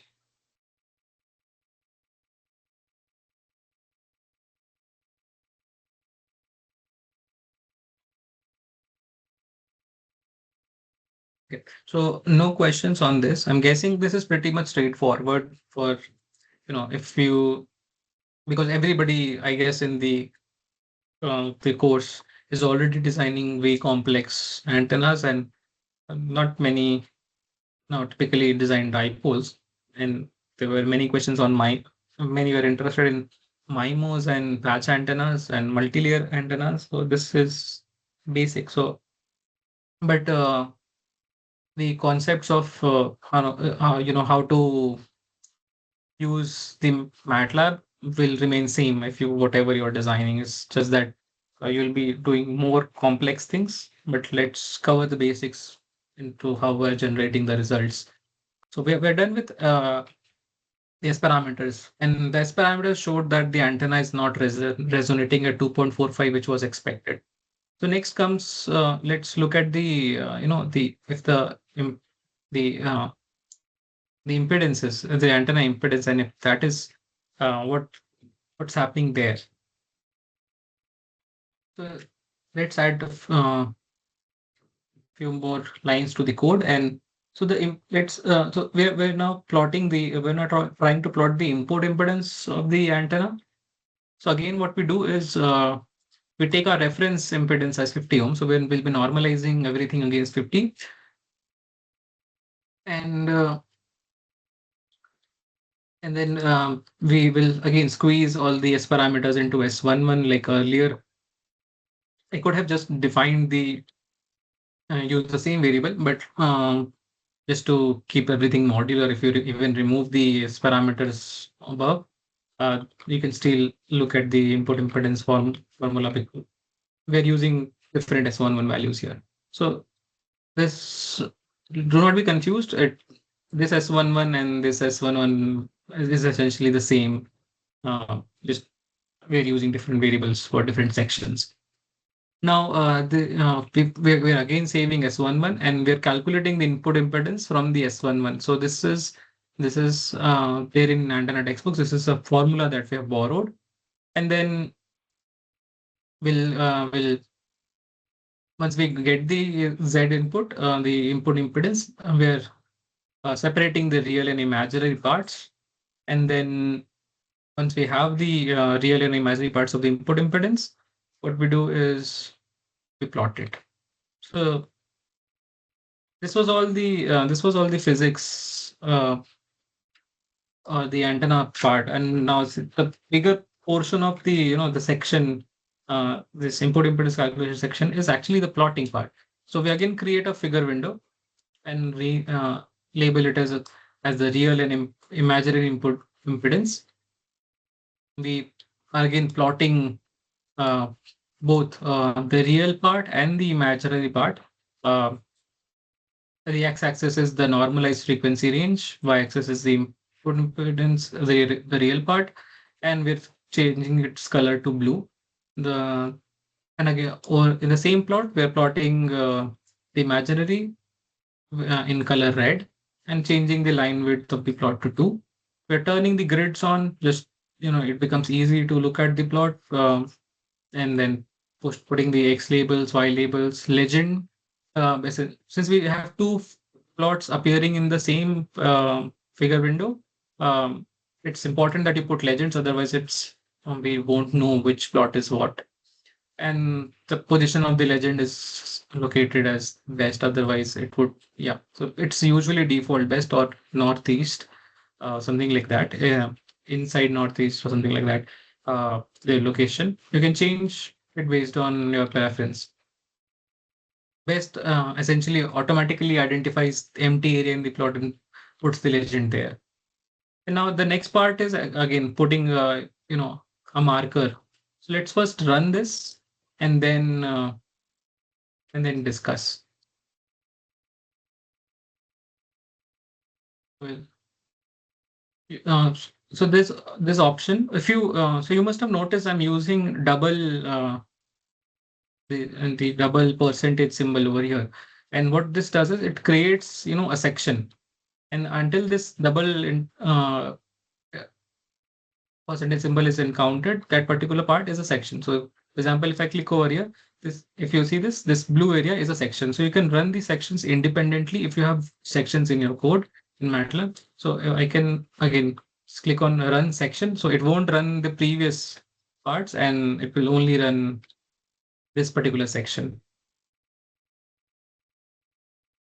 Yeah. So this is the result that is plotted for this particular section. The input impedance calculation, it has just one plot.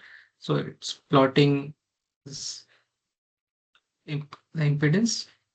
And if you look at this, so the rest part of the code, this was to identify where the imaginary part of the input impedance crossed the zero, the x-axis. Sorry, y-axis in the zero.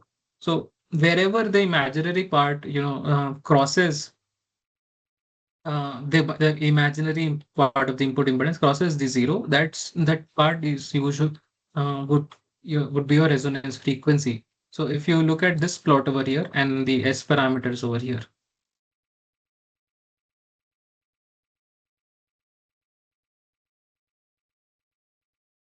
if you look at this is resonating close to somewhere here at 2.3. And if you look at the your input impedance plot, your imaginary part of your input impedance crosses zero at 2.31. So this gives you that your resonance is happening at the wrong place because your input impedance is its imaginary value is zero at the wrong frequency. Now what we need to do is we need this resonance, the S parameters dip to be at 2.45 or the input impedance crossing the zero, imaginary part crossing the zero at 2.45. And again, this will all be fixed if we correctly put the length, tune the length to get the correct effective length of the dipole. The next result, let's first look at the slides if they are going correct. Yeah. So we have designed the dipole. We have looked at the S parameters, right? So the S parameters are there.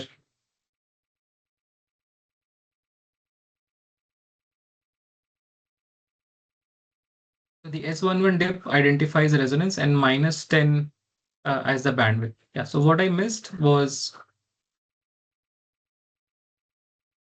if we open the S parameters, so if the points which are crossing like this, the first point where it goes below -10 and when it comes back above -10. So between these 2 points, if you this is your bandwidth between which your antenna is resonating, is acceptable. But right now it's at the wrong frequency, but we're still having a pretty good bandwidth over here. Yeah, so this is the bandwidth of your antenna. And now we need to fix that. We need to change the resonance and the center of the resonance to this particular frequency, and this will be the bandwidth around it. Next, yeah, so we have used this code to get this result. Next, we also calculated the input impedance of the dipole. Yeah, correctly done. Yeah, so okay, now we look at the concept of effective length. So the sinusoidal current distribution is it does not, as I must have mentioned before, it is not exactly zero at the end. So it won't abruptly go zero at the physical ends. It is zero. So due to the fringing fields, the antenna appeared to be electrically longer. So the physical length is there, but the actual effective length, the antenna appears to be longer. The fields are not zero at the ends; it's zero somewhat outside the antenna. So the physical length must be slightly shorter than lambda by 2, so that the effective length becomes exactly lambda by 2. So maybe I'll draw this.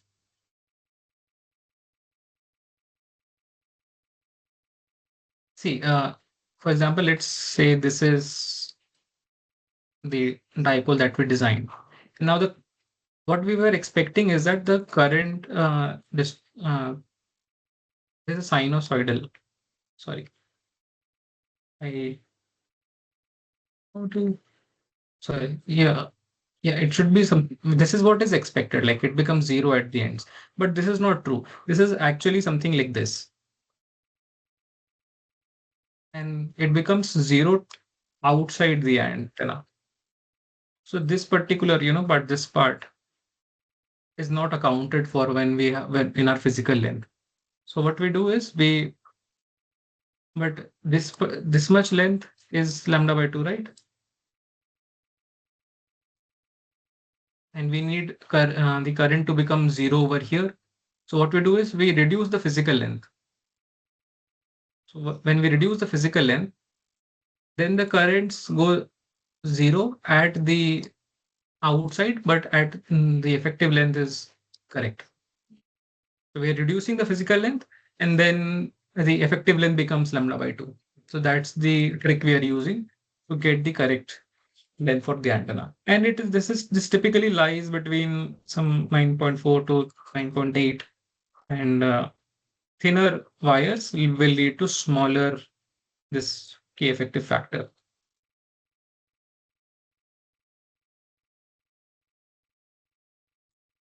So we'll come back to the code. Now we what we do what we need to do is we need to fix this the effective length of the antenna. So coming back to the code, we had all this results over here. So we need to fix this antenna length. To do that, what we do is we create we do we'll first calculate uh, the effective length and then modify the dipole creation.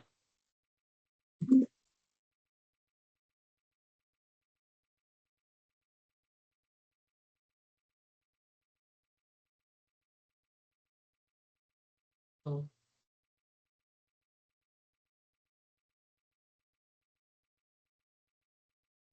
okay, I guess MATLAB online had reached its limit for duration. I'll have to open this again. Just give me a couple of seconds.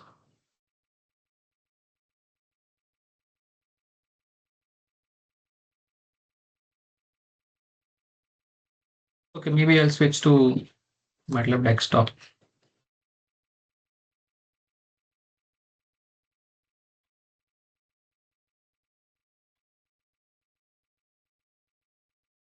Quickly come back to all the things that we had already done.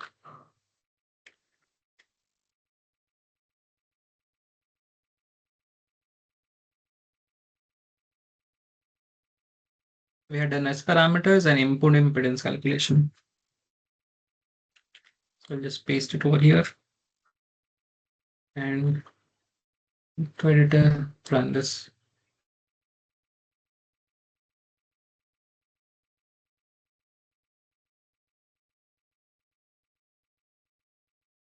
So we had all these results and we had issues with the resonance. It's at 2.3, we needed 2.45, and we need to fix the effective length of the antenna.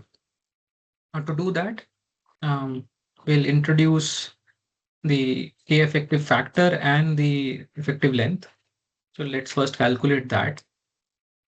So we in the point where we were defining, the all the frequency and the parameters, we'll first introduce something called as effective length correction for the end effects. And borrowing from the antenna theory textbook by Balanis, we keep the antenna K effective as 0.94. So I started with actually 0.96, and then it shifted, but it was not the correct frequency. So I played around with this number, and what I observed was 0.94 was good enough for taking this class. So yeah, so we put the K effective. We using the K effective, we are calculating the effective length over here. Now, once we have this effective length, we'll change the antenna length. So what we'll do is we'll comment this. So now the antenna length should be this value. The antenna length is now equal to length effective. Instead of having lambda by 2, we're having L effective, which is K effective into lambda by 2, and K effective is 0.94. We can change it, increase it, decrease, and see how it affects the resonance and the dip. Now we have changed the antenna length to a more appropriate value. Let's run the code again and see if the resonance gets fixed. So this is much better. Earlier this was at 2.3. Now it's close to 2.45. Also the you can see the imaginary part of the input impedance is now crossing the zero at 2.46, very close to, this is a rounded number, so it's very close to 2.45. And if you again, try to tune it, you can achieve 2.45. So I would recommend this as an assignment. Maybe you guys can run the code and post it in the group where you found the at what particular K effective you were able to get this as 2.45. Right. So greater part of this class is already done. We have created the dipole, looked at the S parameters, looked at the impedance plots, fixed the resonance by changing the effective length of the antenna, and now a few more results that you can generate with the MATLAB. We'll discuss that. Yeah, one important question was the radiation pattern. So we'll look at that as well. Let me come back to the slides and see if we're going correct. Yeah, so the input impedance of dipole, once the effective length was fixed, the resonance and the zero crossing at 2.31 was fixed from 2.31 to 2.46. This is what we achieved, and this parameters are also fixed. Next is Smith chart. So Smith chart, before we had simulators, Smith chart was the tool one would use to design the circuits, to design the antennas and to check the resonances. But now also it is widely used for impedance matching and things. We won't go into that. We'll just see how to create a Smith chart, and it's very easy. You just need to invoke Smith plot and put in S parameter or whatever variable that you want to get these parameters for, and that should be it. So let's copy this and paste it in the script at the end. Yeah. So over here, we'll just put Smith chart, and then we can run this section, and this will create the Smith chart. So we are getting the Smith chart again. If you want to check, see, once we had fixed the parameters, fix the effective length. Now it's on the over here also. It's crossing the zero axis. This real this axis at 2.46 or something like that. Yeah, not sure if this can keep a marker. Yeah. So it's crossing somewhere very close to 2.458 or 2.46. So this point where the Smith chart crosses the this real axis gives us the resonance frequency, and it is also giving us the VSWR, the S parameter at this particular point. So at this frequency, this parameter is this, we have the VSWR and the input impedance value, which is normalized. So we get the Smith chart, and next is the important result that somebody definitely requested that we should do is the radiation pattern. So now radiation pattern, if you follow the theory, this is the general workflow of how we solve or we get the results. So first we get do an antenna geometry. We like for example dipole, and then we define the boundary conditions, calculate the currents, then obtain the fields, get the radiation, get the fields, and then we get the radiation pattern. Get the radiation pattern. But even while derivation, we in theory we follow this rule. So now that we have the geometry, boundary conditions were laid on by the MATLAB. It calculated the currents and the fields, and now we can get the radiation properties. So if you follow derivations, before calculating the fields, what we do is we calculate the vector potential, and then from the vector potential, this is how we get the magnetic and the electric fields. And then once we have the fields, it gives us the radiation intensity and the Poynting vector. So this is how this is the expression for the electric field over here. And from this expression, we can calculate the Poynting vector and then the radiation intensity. So we don't need to worry about this. This is just to bring you back to or let you relate the expressions to the results that we are seeing in this solver. Yeah. So that and yeah. So these are the expressions. If you are doing it, mathematically or analytically, this is how you will derive, and you will get this expression, and then you can plot for different theta and phi values. You can plot the radiation pattern, and which will effectively look very similar to what your simulator will show you. And so I guess everybody must be familiar with what antenna pattern is. Like these are the fancy plots that you see in textbooks and many LinkedIn posts as well. That plot the radiation pattern, and this gives you an idea of how the power is distributed around the antenna. Like so, if you refer to the red parts, there is that is the direction of the maximum radiation, and blue is where the null is. You cannot see it over here, but you can see the minus 15 is somewhere here. So a dipole radiates, around it, and the nulls are at the end. So this is the expected radiation pattern, and we'll plot this now. And then there is some text written over here. You can read this. So let's plot the radiation pattern. Coming back to the MATLAB interface, and so ready for the radiation pattern again, it's very straightforward. Well, we first invoke a figure window, and then we use function called as pattern, which does everything. So we're creating a figure window, naming it as 3D radiation pattern at 2f, like at this frequency, which is f naught. And then the actual part is happening over here. So the pattern function takes in the geometry and takes in the frequency at which you want to see the radiation pattern, because the radiation pattern will be plotted at one particular frequency. So you choose it as 2145, and then we are invoking the color bar so that we can see the magnitude of which color refers to. Let us run this section again. So when I run one section, if it doesn't run the previous code, it just runs this, and this will only work if you have already run this part and now you don't want to run the entire code again.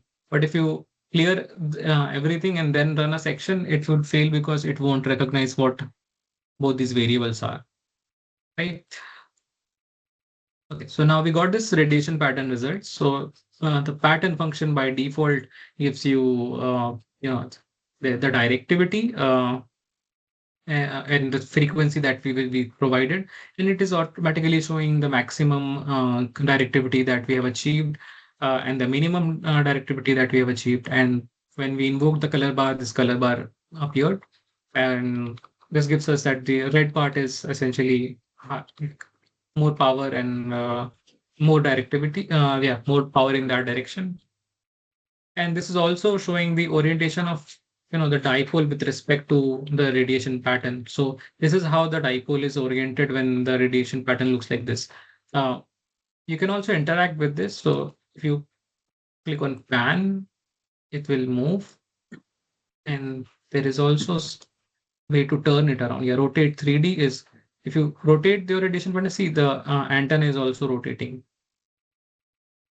So you can interact with it and position it in a way that you like for your results or paper.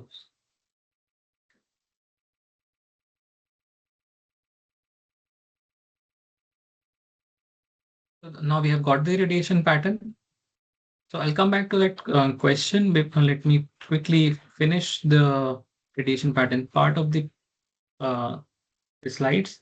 Now, the problem with radiation pattern right now, you had this amazing interactive window where you could rotate the pattern and look at all the sides of the antenna. But when you are writing a report or a paper, you if you show this plot, this could also hide nulls which are at the back of the antenna. So you could you could get away with just showing, see, this is a very beautiful antenna and it's omnidirectional, but actually it's not.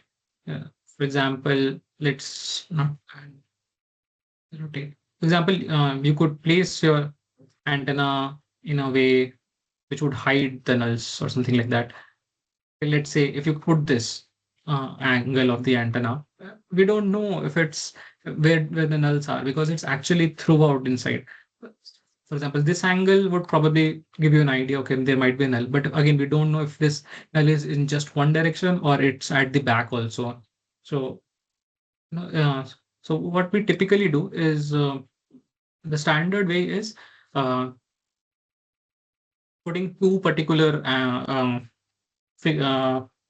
these two particular patterns is what we generally report in papers and reports, the E-plane pattern and the H-plane pattern, to avoid the problem of showing the 3D pattern. We choose two planes, E-planes and H-plane, and then we report that. And how to do that? So what we do is we take the cuts of the 3D pattern that we got, and how do and to do to do that, let's first do the let's do both of them together.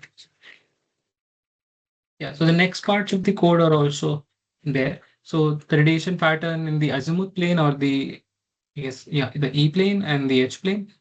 So what we do is we use this function pattern azimuth, and what it does is it takes the antenna. These two arguments are the same: the structure, the frequency, and this again. This is the this is the elevation angle. And while we are doing the azimuth, so this is the elevation angle, and we are naming it as azimuth, and now we're giving the range of the gradation pattern. So it starts from 0 to 360 degree and takes a 0.5 degree, half a degree of steps. And similarly, for the elevation, we'll use pattern elevation, and this is also takes half degree steps in the 360 degree. And in this case, the azimuth angle is 0. So you can change these azimuth and elevation angles with respect to each other. Let's first run this and then we'll discuss. We can discuss in. Okay, I accidentally ran the entire code.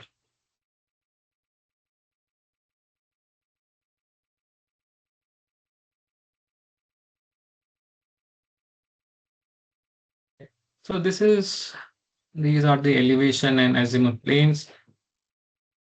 Make this a bit smaller so that we can get both of them.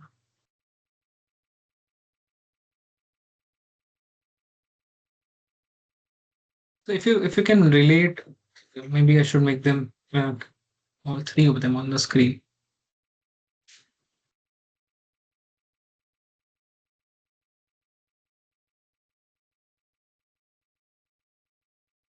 If you now that we have all three of them on the screen, azimuth and elevation planes are essentially the slices of this particular radiation pattern.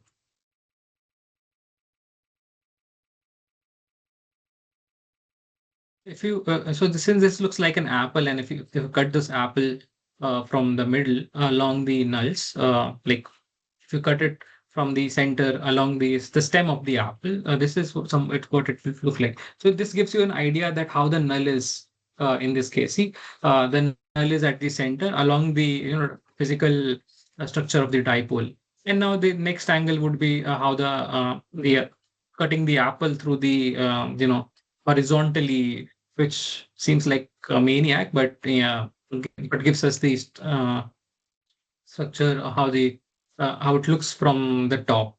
So this gives you an idea. So and you need to report both of them so that the reviewer or the person who is checking your report gets the complete idea, sort of gets a better idea of how the radiation pattern looks like. And this is and yeah, and calculating these two is computationally less complex as compared to computing all these values.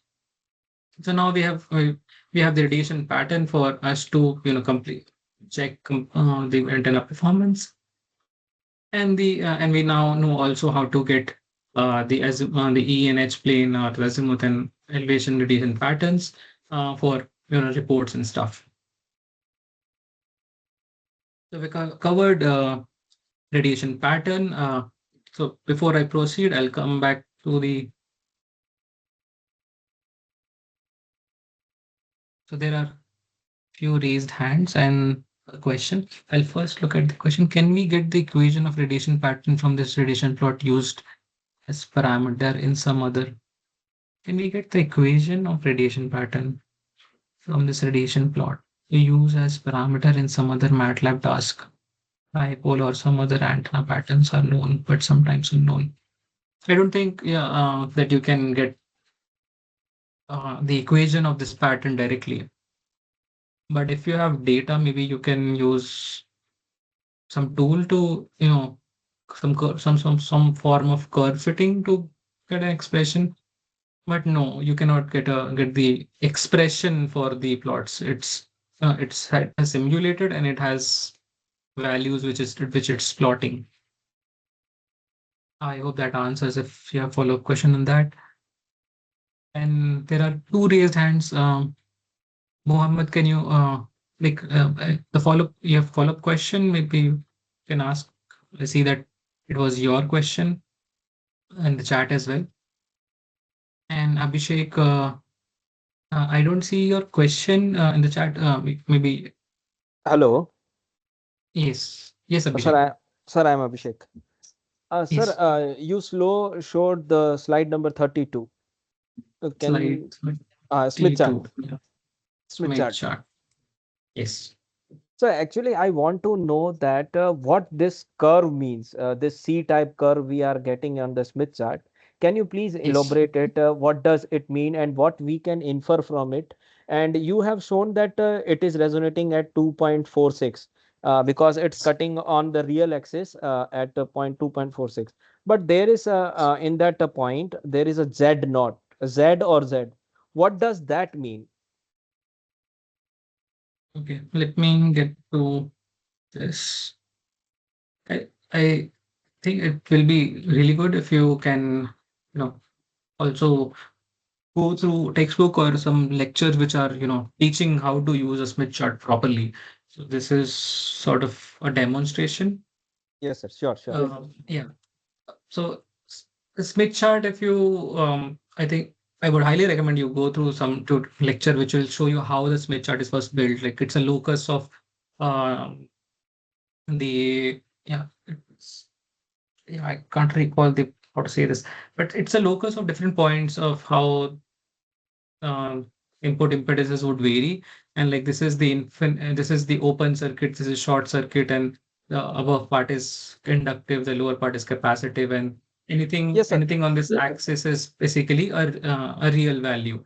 Yes, sir. I So know. Yeah, I know that.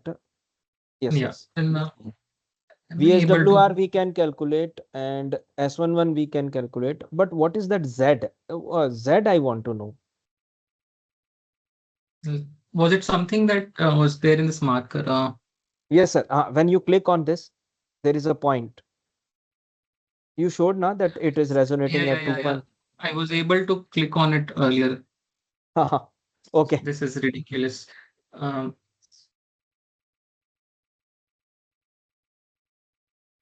yeah, Sir, okay. this one. This Z. Yeah, yeah. This Z is the impedance, the impedance value, the input impedance of the antenna, which is normalized. So if you multiply, we normalize it with 50. If you multiply it back with 50, you'll get the the real and imaginary values. So I'm not able to place my mouse pointer on the exact point where it's cutting the zero. It's slightly shifted, but if I bring back this particular plot, you can relate these two are the same thing. So see the if you think back to this,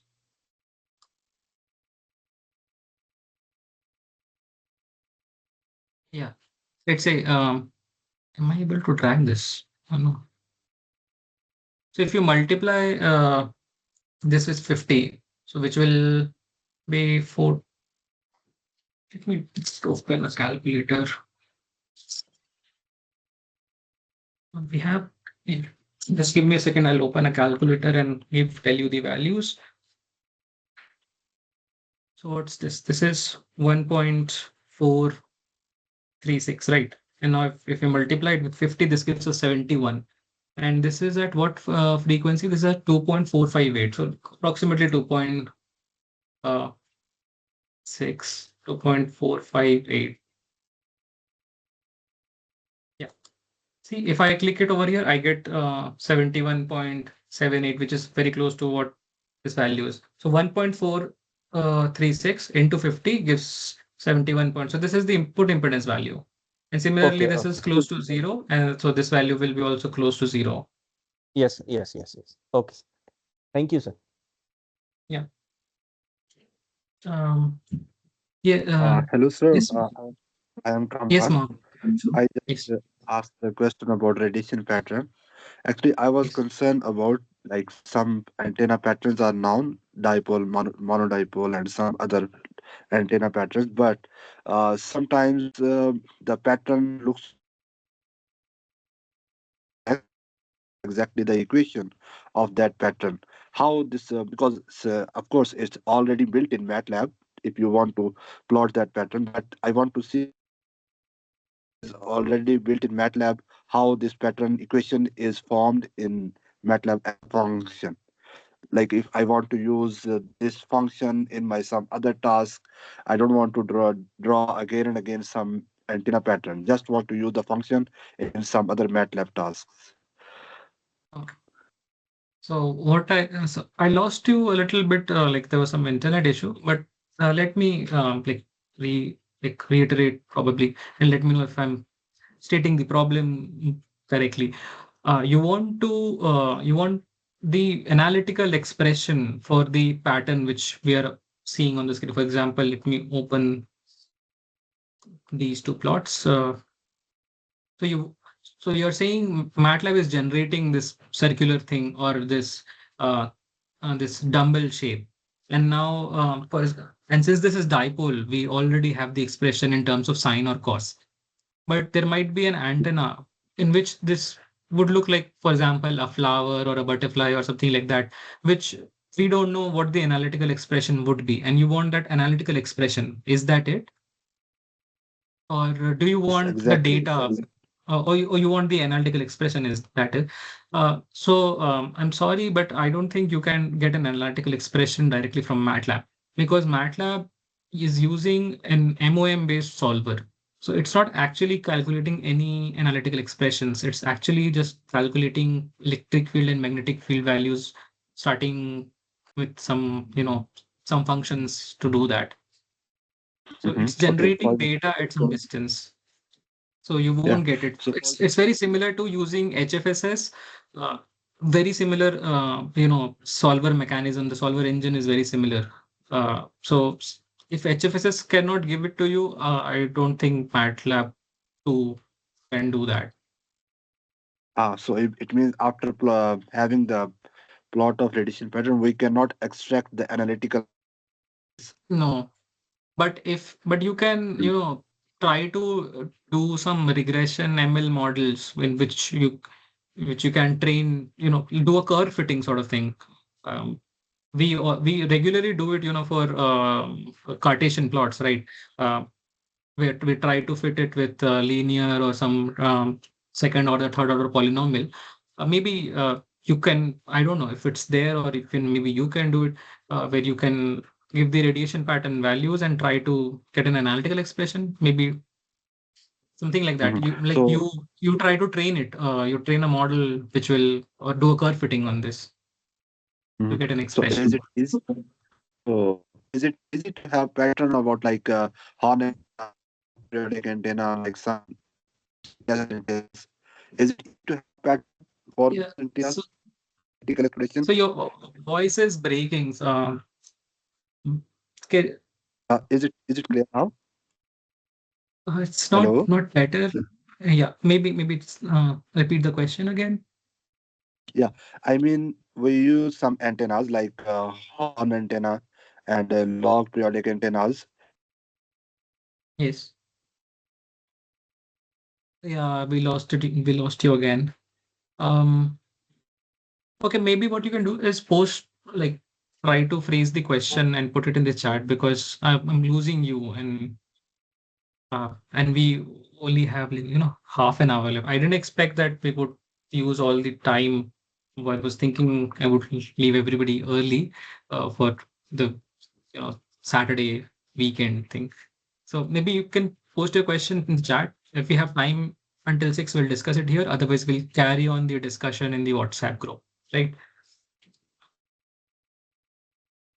Um, so there is another question from Sagnik. Let me look at that quickly. Is it possible to distinguish between the frequency dependent radiation resistance and ohmic losses? And ohmic loss. I think simulating the same antenna with PEC and real metal can be an option, but I think it will be feasible at higher frequencies where metals become lossy, but at lower frequencies, metals show PEC-like behavior. So how to distinguish at lower frequency? I don't know if I'm clear enough with the question. Uh, I think you're very clear with the question, but I don't think I am. I have a very good answer for this. I've never thought of this question, and I don't have any comments on this right away. Sagnik, you're asking very tough questions for an instructor. I'll again get back to you on this. I'll discuss with other people. So I am more of a computational electromagnetics guy. So these are tough questions. But I'll get back to you.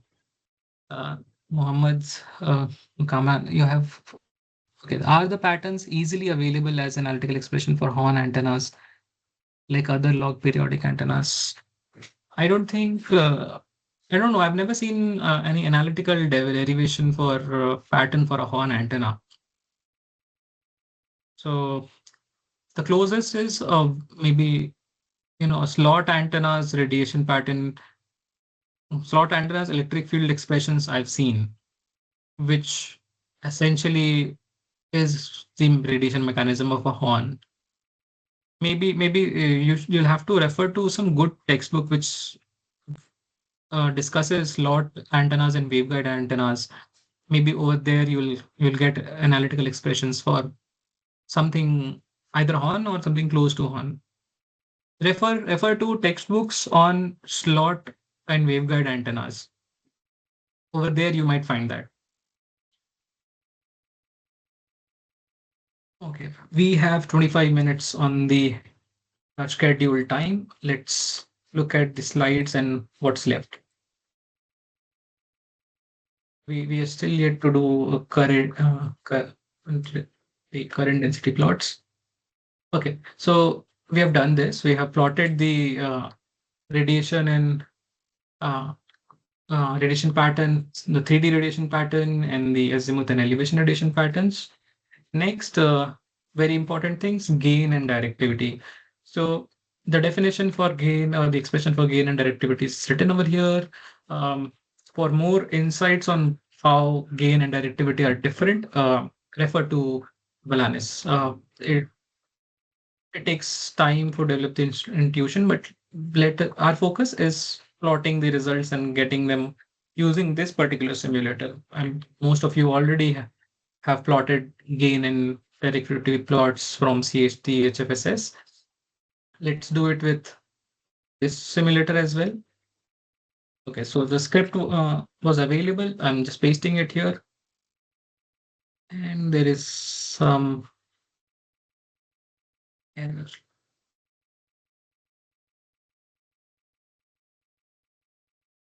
Okay, let me paste it from the code. It will be better that way. So I'm pasting the entire bulk of the code here. Hopefully you guys don't mind. So how we're calculating the gain? What we're doing is first we are creating the array or an empty vector for gain values, which is equal to the size of the frequency range. And before doing that, I will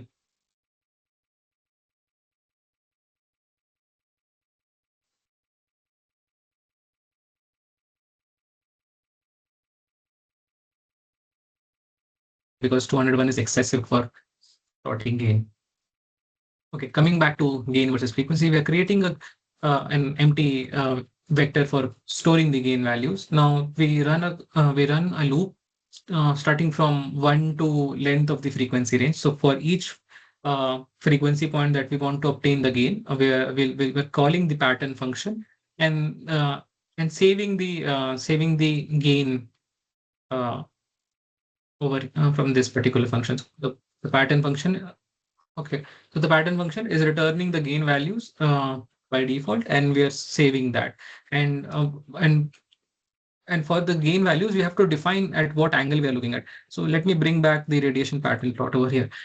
So at each, in each theta and phi direction, you have a particular the directivity or gain value in that direction. And so what we're doing is we're taking 0 azimuth angle and 90 elevation angle, right? Yeah. Yes. So azimuth and elevation, we're setting it to 0, 90 degrees. So that which essentially says that this is the 0 azimuth and this is the 9. So an elevation is 0 over here and 90 over here. So 90. In that direction, we are saving the the directivity, the gain values, and it's returning that. And for each frequency value, so k is running from 1 to frequency range. And we're storing that gain value. And now what we do is now we want to calculate the peak gain value. So we're using the max function on the gain values vector, storing the peak gain value and the index where this was, and from the index we are getting the resonance frequency. So now what we have, we got the gain values for all the frequencies. We found out the peak gain value and we found out where this peak value was. Now again, we just plot this using a figure.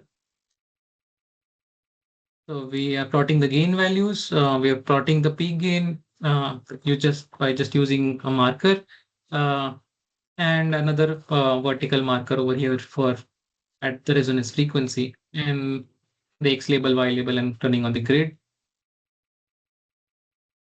And we are also um, writing this index. So let me just run this entire code because I've changed the number of frequency points.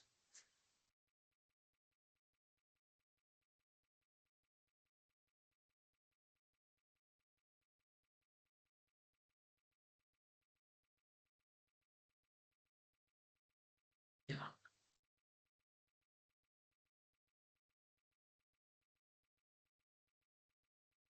So looking at the gain versus frequency plot, we had this marker at the resonance frequency. I think I made some mistakes in which it's actually showing the, yeah, so it's showing the peak gain value, which is happening at somewhere 2.85 gigahertz. So gain is increasing with frequency, which is a phenomena that we observe.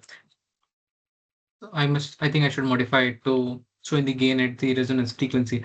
So anyways, so we can always use a physical marker on the plot window. So the gain at 2.45 is close to 2.1 dBi, which is pretty good as expected from the theoretical value.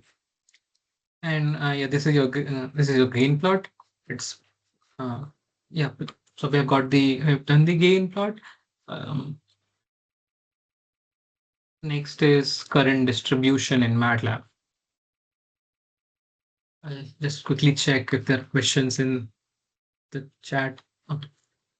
So next, very important thing for a dipole antenna, maybe not, but in most cases, whenever you are designing, antennas, a lot of physical phenomenon or a lot of information is available if you look at the current distribution.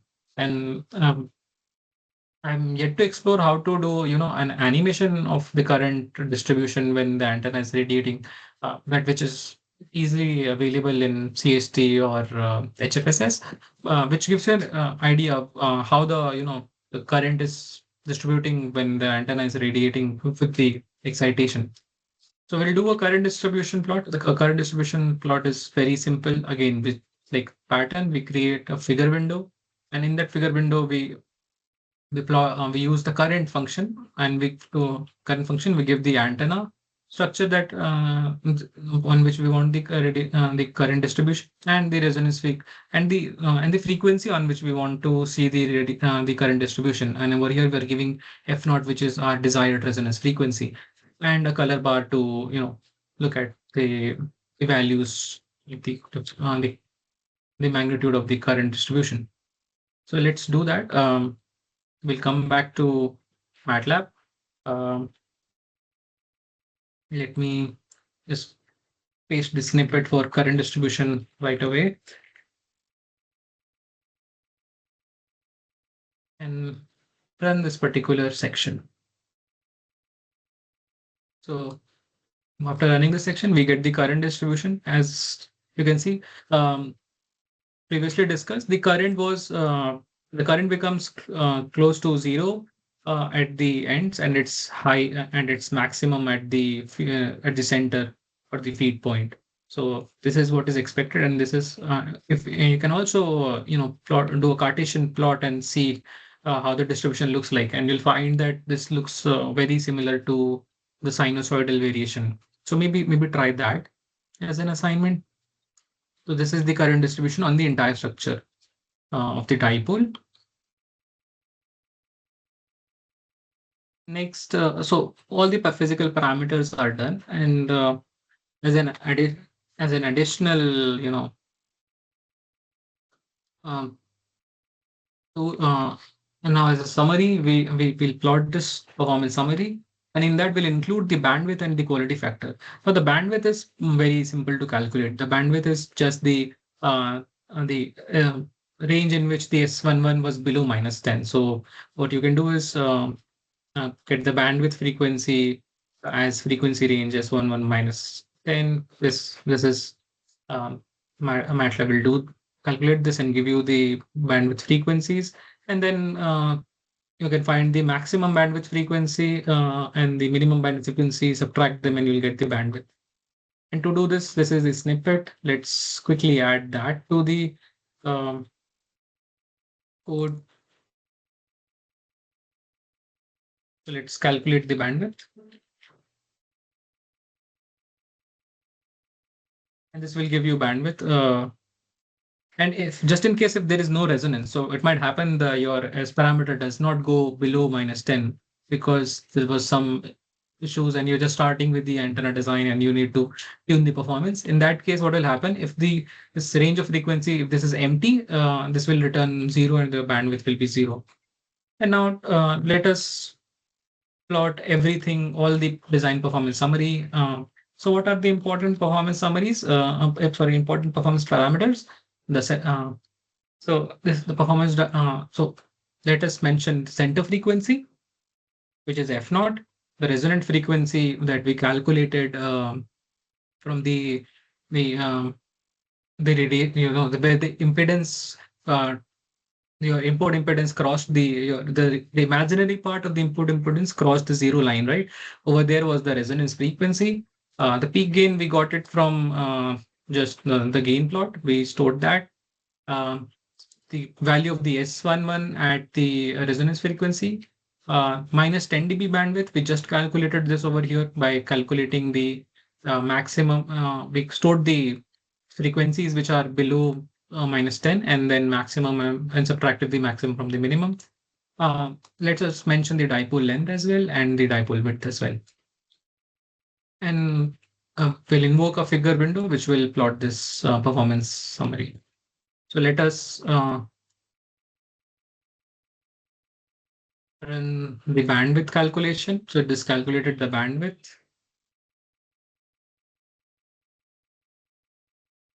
Did I run the entire code? Oh yeah, I think I did.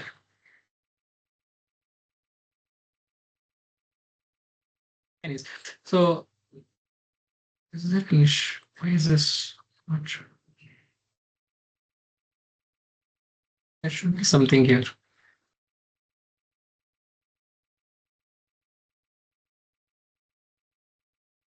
Oh, I missed some parts.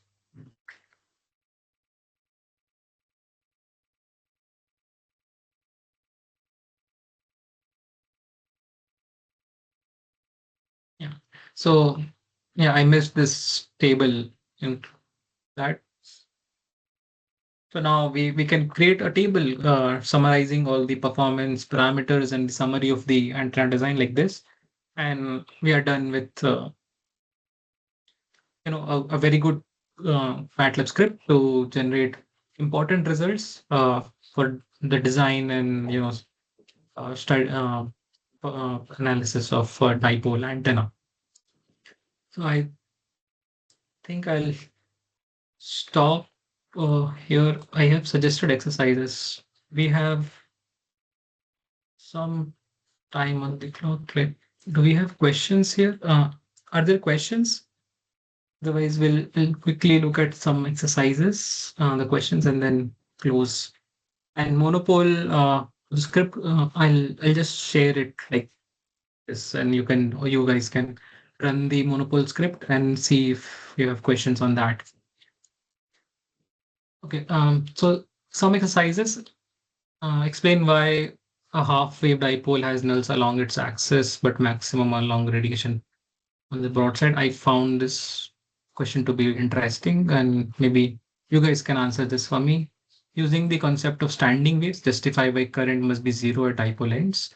Another interesting question, and explain the physical meaning of the -10 dBs criteria for antenna bandwidth. Why -10? Okay. These are the conceptual questions, and analytical questions would be derive the wavelength and dipole length required for operation at 900 megahertz. Pretty straightforward. Using Balanis chapter 4, estimate the radiation resistance of a half-wave dipole and compare it with simulation. So these are some conceptual questions you can look into conceptual and analytical. And now exercises related to MATLAB, what we discussed. So the script is with you. Now you have to modify the dipole length by 10 plus minus 10% and observe how the resonance frequency shifts and the change in the magnitude and phase of the S11. Now try to study the effect of dipole width on all the performance, the antenna performances, and especially bandwidth and the Q factor. And then redesign the dipole for 5 gigahertz operation and compare the gain and pattern with 2.45 gigahertz case. So this should be pretty straightforward. You just have to, change the values, tweak the code a little bit. And advanced challenges, which if somebody's interested, you can compare the radiation pattern of and gain of a dipole and a monopole antenna. I'll also give the script for monopole antenna, so it should not be very difficult, and investigate how the tilting dipole affects polarization and radiation pattern. So you guys can try this. Tomorrow's class, we won't have a class tomorrow, so you have the whole weekend if you wish to study, or you can do it during the week as well. I'll notify when the next class is. Some hints are there. You can look at this. And in the next class, we'll try to cover arrays, microstrip, and MATLAB antenna designer with the UI.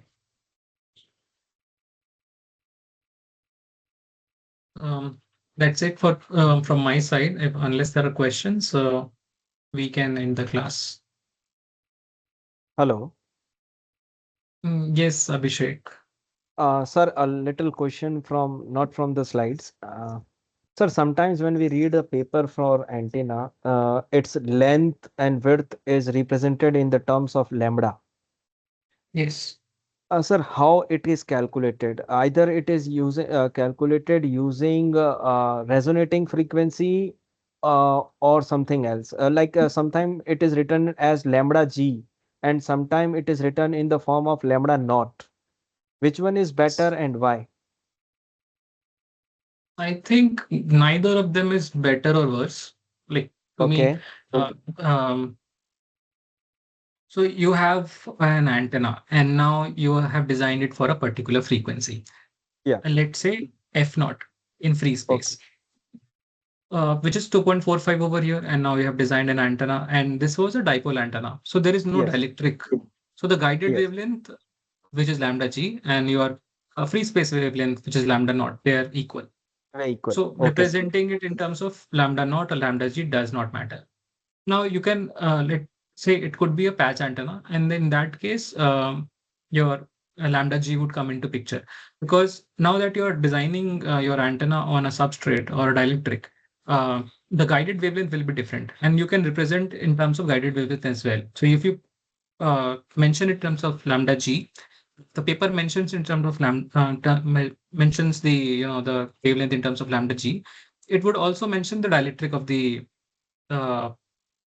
substrate. Or, yes. Yeah. So using the information, this information lambda g and the dielectric, the permittivity value, you can calculate lambda naught.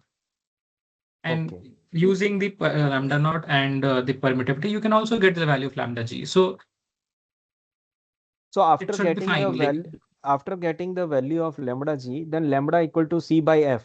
That formula is used for calculating the length, electrical length. So calculating the electrical length. Yes, yeah. If you get the value of lambda, g, yeah, you can calculate the electrical length from that. Okay. Okay, sir. Okay. Well, it's best if you can also mention in the paper the physical dimension. What I see in good papers usually give you the exact parameter values in the structure itself. They'll mention it in terms of which is good, and then in the text they'll also mention how many lambdas it is, just to for comparison between across different antennas. Because when you're comparing your antenna, you just don't compare it at the same frequency. What you tend to do is you compare it with, for example, you designed a very good antenna at 2.45, and there is another antenna at 10 gigahertz. For comparison, we use lambda g, because that's the correct parameter for comparison. Because in terms of lambda naught, it won't be a fair comparison, because an antenna at a higher frequency will have a smaller lambda value and so like that. Okay, okay. Yes, sir. Now this is the point. Yes, that's good. Okay. Thank you, sir. You're welcome. Yeah. Any other questions? Else, we'll end today's meet. It was extremely long, and I'm really sorry. I didn't really expect that we'll cover all the 3 hours. Hopefully, the next lectures will be shorter, and you'll get more of your weekend times for you. Sir, please share that code of monopole antenna. Okay, yeah, I'll do that. I'll share the monopole code. I'll already shared these slides, right? And I'll upload the lecture and share the recording as well. Okay, sir. Okay. Okay, thank you everyone. I'm stopping the recording now.